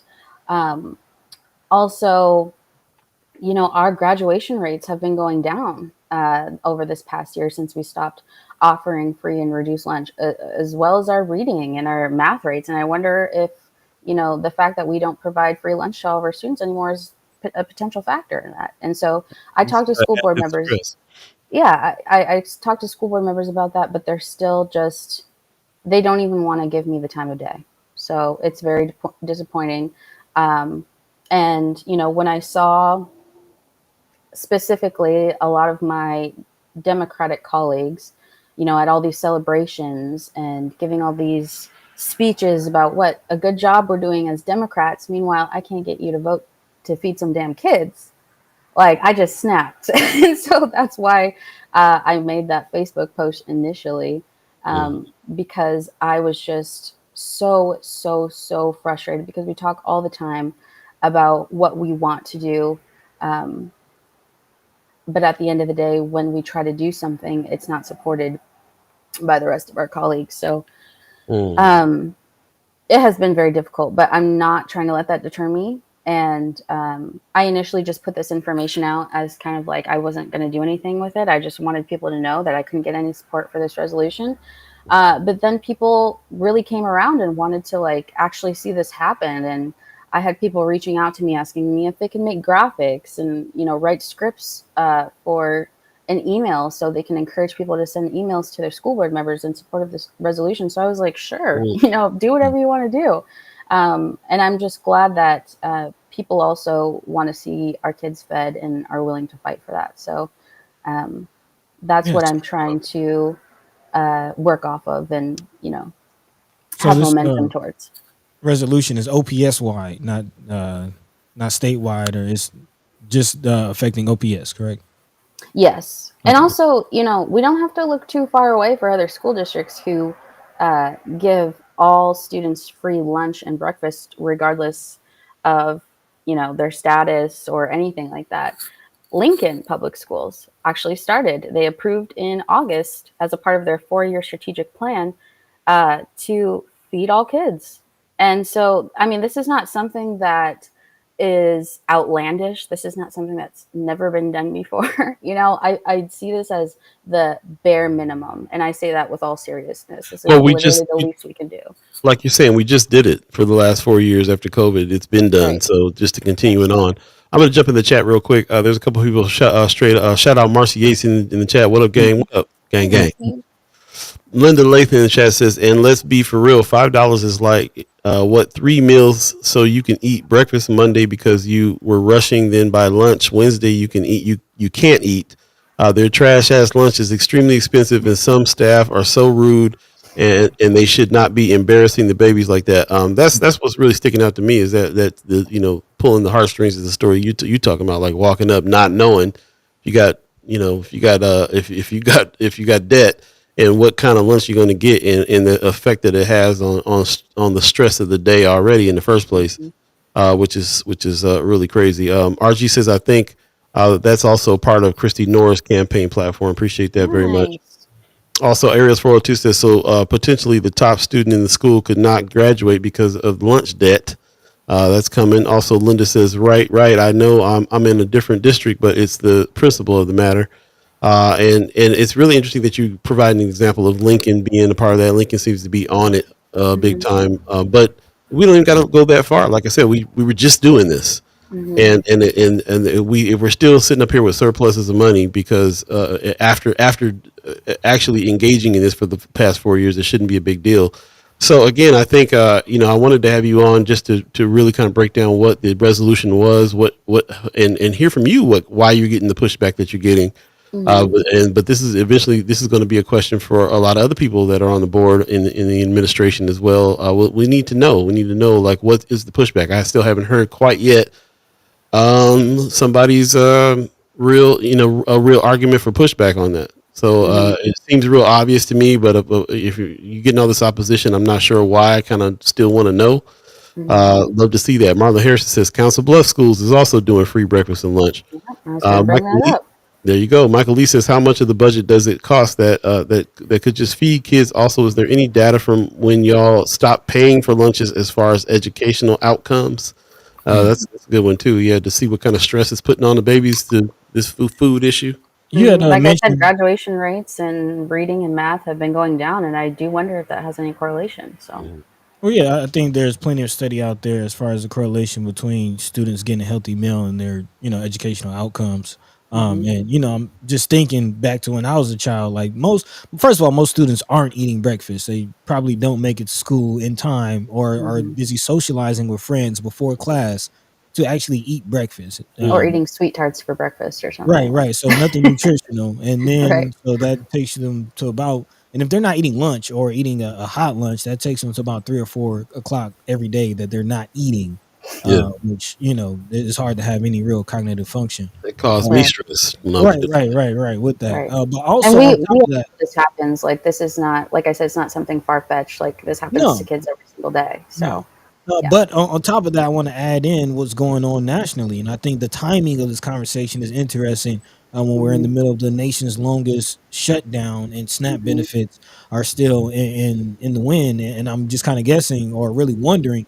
You mentioned how many of these students who are also on free and reduced lunch or accruing this debt.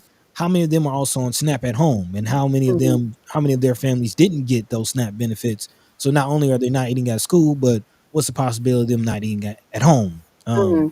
And we Well, I do know, want to clarify that if a student receives free and reduced lunch, they're good for the whole year. So it's not like they have to. It's not like if they, because they lost SNAP benefits at home, they wouldn't get free and reduced lunch at school. But if, like I said, our threshold is lower for free and reduced lunch, so I think it's only like 34K that a mother with one child in the, or a guardian with one child in the district can make in order to qualify for free and reduced lunch. So, I mean, there is a gap that exists there. It's like a $4,000 gap between our threshold and the SNAP threshold. So there is gaps that exist there. Like I said, if you're making 40K, like you don't qualify. So that which is a is huge not gap. even barely a living wage at all in the No, first it's place. not a living wage, in my Right. opinion. Yeah, not Right. at all. again, Mhm. the point is, how many of those students just have access to food in general? Exactly. Mhm. Yes. Yes. So this resolution that you put out, what's the process for resolutions from a board member? I'm not aware of how that works. You write up something and then you present it to the board. How does this work? Yeah. So I also want to mention that this didn't come out of nowhere. Like, this was prompted by actually a email that Terrell McKinney sent out to basically all elected officials in Omaha, asking us what the heck we're doing amidst the crisis and the shutdown, especially in Mm. regards to food insecurity and the SNAP benefits being paused and all that. So that's ultimately actually what spurred all this action, was Terrell McKinney's email, basically challenging the elected officials in Omaha to show up for their constituents. And Mm. so I tried to meet that challenge. I talked to my other school board members. I asked the admin about, what we were doing um, to address these issues, and they were doing something. They were, calling around to food banks, getting their hours, getting their eligibility, and then passing off that information to our students and their families. So I was really happy to learn that we were doing that, but I just didn't think it was quite enough to actually Hmm. like meet the need. And That's so interesting. I went ahead and wrote up the resolution. I asked two other board members if I had their support. They said yes. Um, and so we kind of went through the process of, our legal counsel looking at it. And then we had our admin look at it, give us the numbers, all that kind of good stuff. Um, and then based on what they said, I did make some tweaks to the resolution in good faith to show that I was listening to the admin, that I was listening to the other board members and their concerns. But kind of after a while, these board members got cold feet and they decided they didn't want to support it anymore. Oh, you talking about the two that you asked backed out? Oh Yep. wow. After talking with admin. So admin made it clear that this is not something they think we should waste our time or money on. So the board members generally tend to just agree with the admin and not really push back too much about stuff like this. And like I said, I bring up stuff like this all the time and I get brushed off, but this just isn't something I'm willing to let go of. Mhm. So now that I don't have the support of those two board members, I am looking for any support of other two board members, because our bylaws, our board bylaws, say that if you have three board members who want something on the agenda, it shall be put on the agenda. Or if the vice president or the president wants to put anything on the agenda, they can at any given time. So I'm asking Jane Erdenberger, I'm asking Kimra Snipes they are the president and vice president. I'm asking them to put it on the agenda, or I'm asking 2 other board members to support this resolution so we can have it put on the agenda and vote for it. Okay. As far as the people showing up to board meetings or doing anything to show their support, is that effective, or is there another way? Yeah, you can definitely email, call your board members. You can come to our next board meeting on November 17th at 6 p.m. in the TAC building to come and give your support or say anything else you want to say about food insecurity. I would love to hear stories of families who are impacted by the federal shutdown or, from food insecurity in general. I would love for that because board members really respond to pressure and personal stories and that kind of stuff. So, yeah, I would definitely encourage if anybody wants to come. So so call the board, show up at the board meetings, put pressure on the board. Board is one part of it.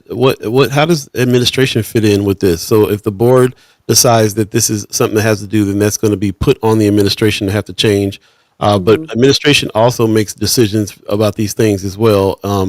So how does that process? Is there a process for that where you can go straight to administration and say this needs to be changed, or does it all have to come from the board first?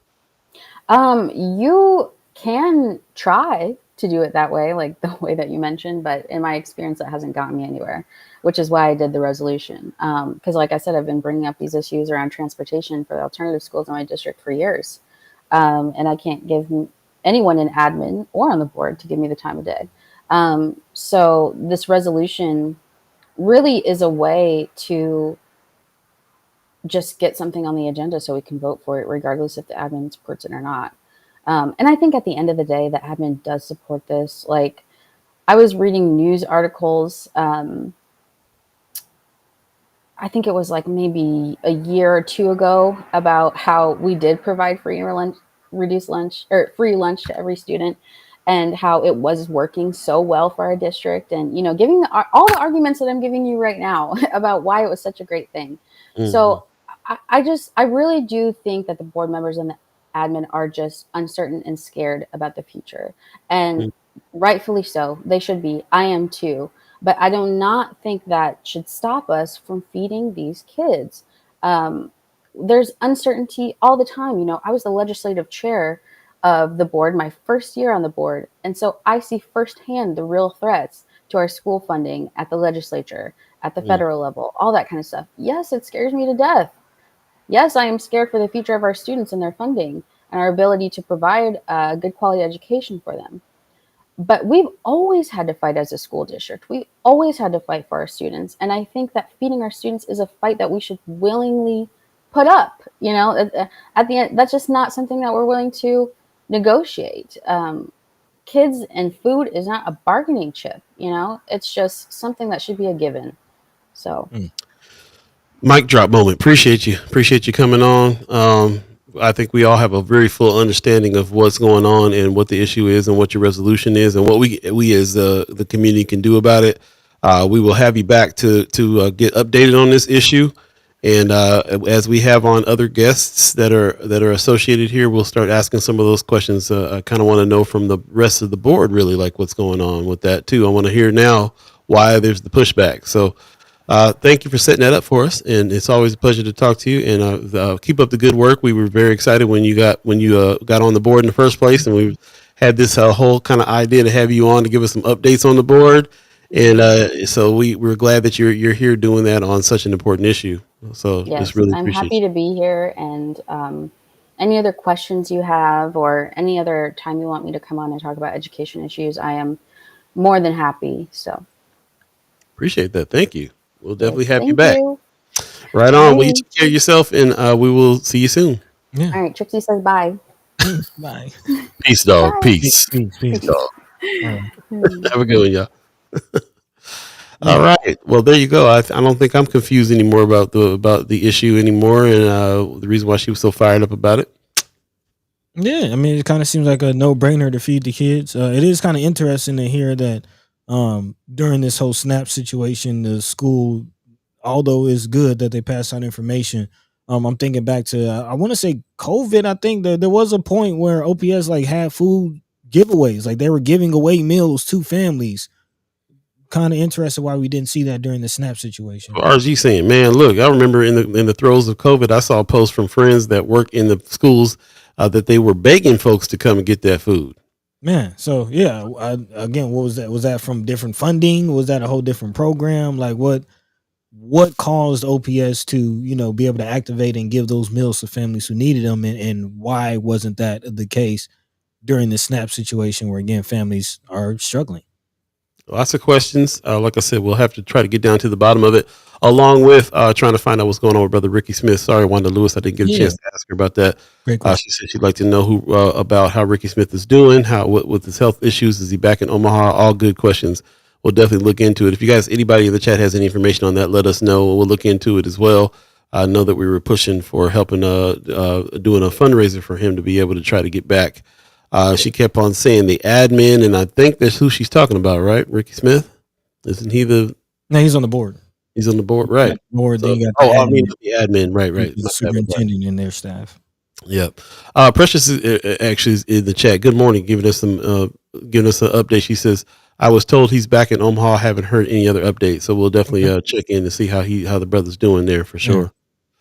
Yeah. We'll take a quick break. Linda in the chat saying during that time, a lot of families were learning from home if they could. Yeah, talking about the COVID situation, which was a real strain on. I heard families had a real hard time with that when all the kids were not in school, and they had to their food bill doubled because there was breakfast, lunch. People who are having a tough time. Yeah. Michael Lee said that federal funding funded that. Trump ended a lot of those programs for sure. Okay. Yep. Okay. Yep. Well, thank you. I appreciate her being MD in the chat with your comments as well. Just thank everybody who chimed in on that. And I was respectful, giving Bree some time to be able to talk about it. We'll definitely continue to catch up with her on that, and start talking to some other board members and ask what's going on, what the deal is. Let's take a quick break, man. It is 8:52 if you believe in the concept of time. We got about 8 minutes left in the show. Stay tuned. We'll be right back. Smell the coffee beans, clear the palate, and we'll finish out the show. Stay tuned.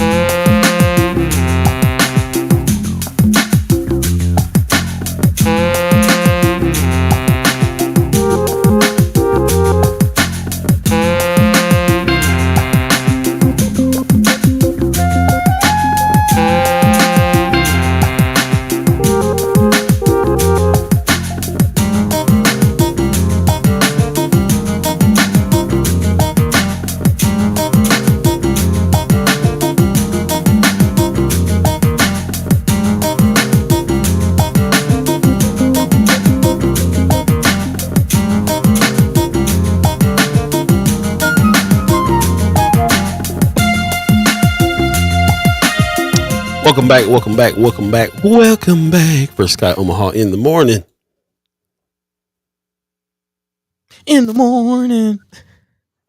Buddy with the dramatic pauses on the hook today. Put your pictures in of the Northern Lights in Friends for Sky Omaha. I would love to see if you were out last night taking pictures and capturing some of this. Shout out to Tim Guthrie who captured this one.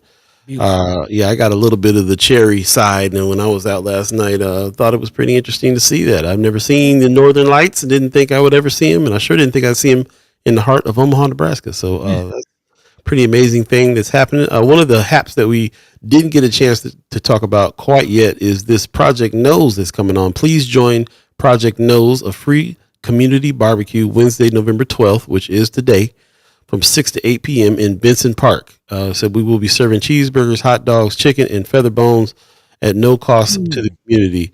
Look for our tent set up on the southwest side of the water. So shout out to everybody who's putting this on. As a matter of fact, Brother Robert Wagner put a post out. This is his post. He says, "Don't forget to come eat with us tomorrow night at Benson Park, 6 to 8. This is for everyone!" Exclamation points. Bring your kids, cousins, neighbors, kids, everyone, no cost. He said, "Don't text me and ask who can come. So ask can so and so and so. come, just come on out. Enjoy a nice night at the park with the kids. He says Johnny, aka J-Bo Cummings, will be on the grill, and you know how he rolls. Y'all know how I roll. Hot dogs, brats, chicken, feather bones. Come join us. Hashtag ask for help. Thank you for the flyer, Becky Layer. This is the most the dopest announcement. This is how we do announcements, bro. Right here. This is what it's all about. Man. Don't ask me no questions. Just come on and bring. You ain't got to text me to ask who can come. Don't call me and say who all gonna be there. Just show up and enjoy yourself. So shout out to Robert Wagner who's doing that. You can check him out today. Like they said, southwest side of the water over at Benson Park, 6 to 8. Come on and eat up. Bring the fam. Bring the kids.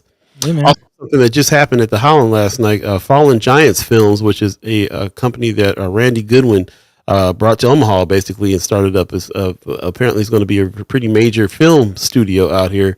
They had a Fallen Giants film showcase at the Holland Performing Arts Center. Said it was beautiful. Omaha talent, stories, and creativity on full display. Randy J. Goodwin said Hollywood is here, and he meant it. Loved being a part of the celebration. Him and his team for bringing this vision home to Omaha. I believe this was, I can't remember who put this post out. I didn't put the name up. My bad.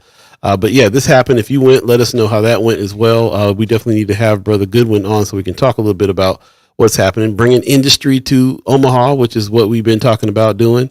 Industry and you know a full-on studio with people who are actively working in Hollywood and make that kind of connection. So shout out to him for what he's doing. I think he was I think the event showed a lot of the films and stuff that they're working on, some trailers and things. So let's pay attention to what's going on with this Fallen Giants film in our community as well. So shout out to them. And also before we get out of here, Too Funny Omaha, we're on the November 16th event at the Level Event Center. We're going to have Katie Rain on Friday to talk about this as well. We're going to have a couple special guests on Friday. Stay tuned for that. It's going to be a pretty great Love Supreme show with an entrepreneur and an event organizer and businesswoman. It's going to be a great show Friday as well. Hopefully very positive show that's going to talk about a lot that's going on around town. These are the kind of things that make me feel like, Omaha's kind of doing it big city style when it comes to luxury brand that we're going to see on Friday, and also this comedy show that's going to result in somebody opening for DL Hughley. Man. So shout out to them. Like I said, man, get ready. We're going to have a great show on Friday as well.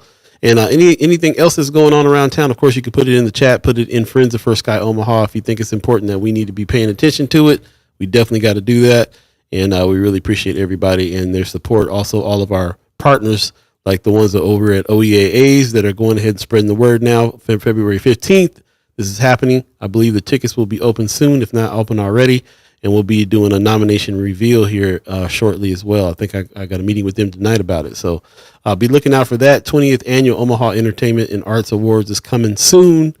You definitely want to get your tickets for this. We'll be talking about it. So with that, man, I just kind of want to get to wrapping the show up. Appreciate everybody that's coming through. Ariel says, I'm not putting no pictures of my Northern Lights in the chat. Something funny, I'm sure you talking about it. Yeah, but that's what I'm saying. Tyler Perry Studios in Omaha, man. We got a little Hollywood in Omaha here. We need to get down for sure. Yeah, we need it. Yeah.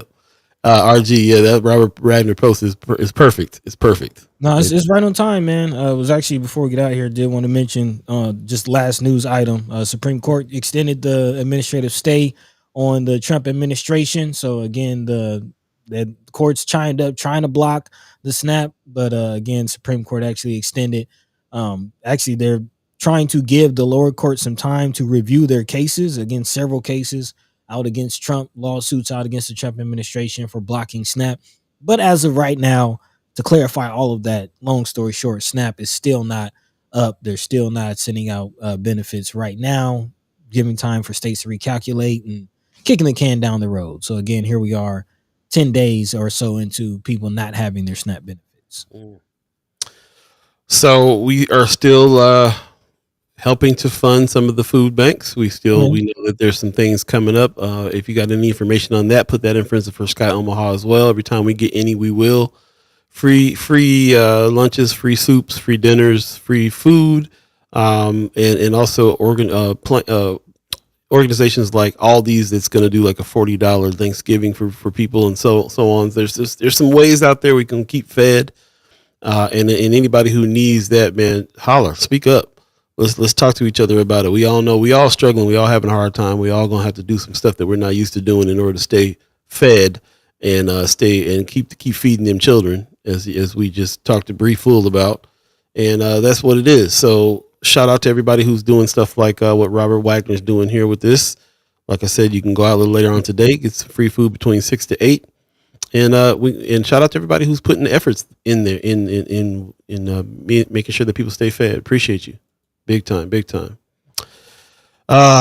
Man, I hate to end off on this note. I'm feeling a little bit disheartened that it's an actual issue to feed children. Like Beeee said, using it as a bargaining chip or whatever is not appropriate. And it's pretty sad. But I stay optimistic because just like we always have done in the Black community, everybody gonna get a plate. Oh yeah.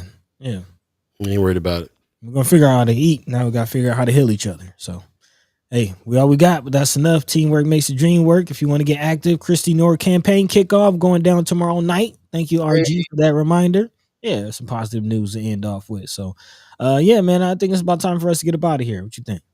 I think it is, man. You got some words, final words for the people? Yeah, man. Again, big shout out to our guest, Andrew Norman, man. That was a dope interview. I really appreciate that, him telling the story and that conversation. Looking forward to the Bay opening up in Omaha. But if you're in the Lincoln area, we got some Lincoln folk, listening to the show in the chat, some fam out there.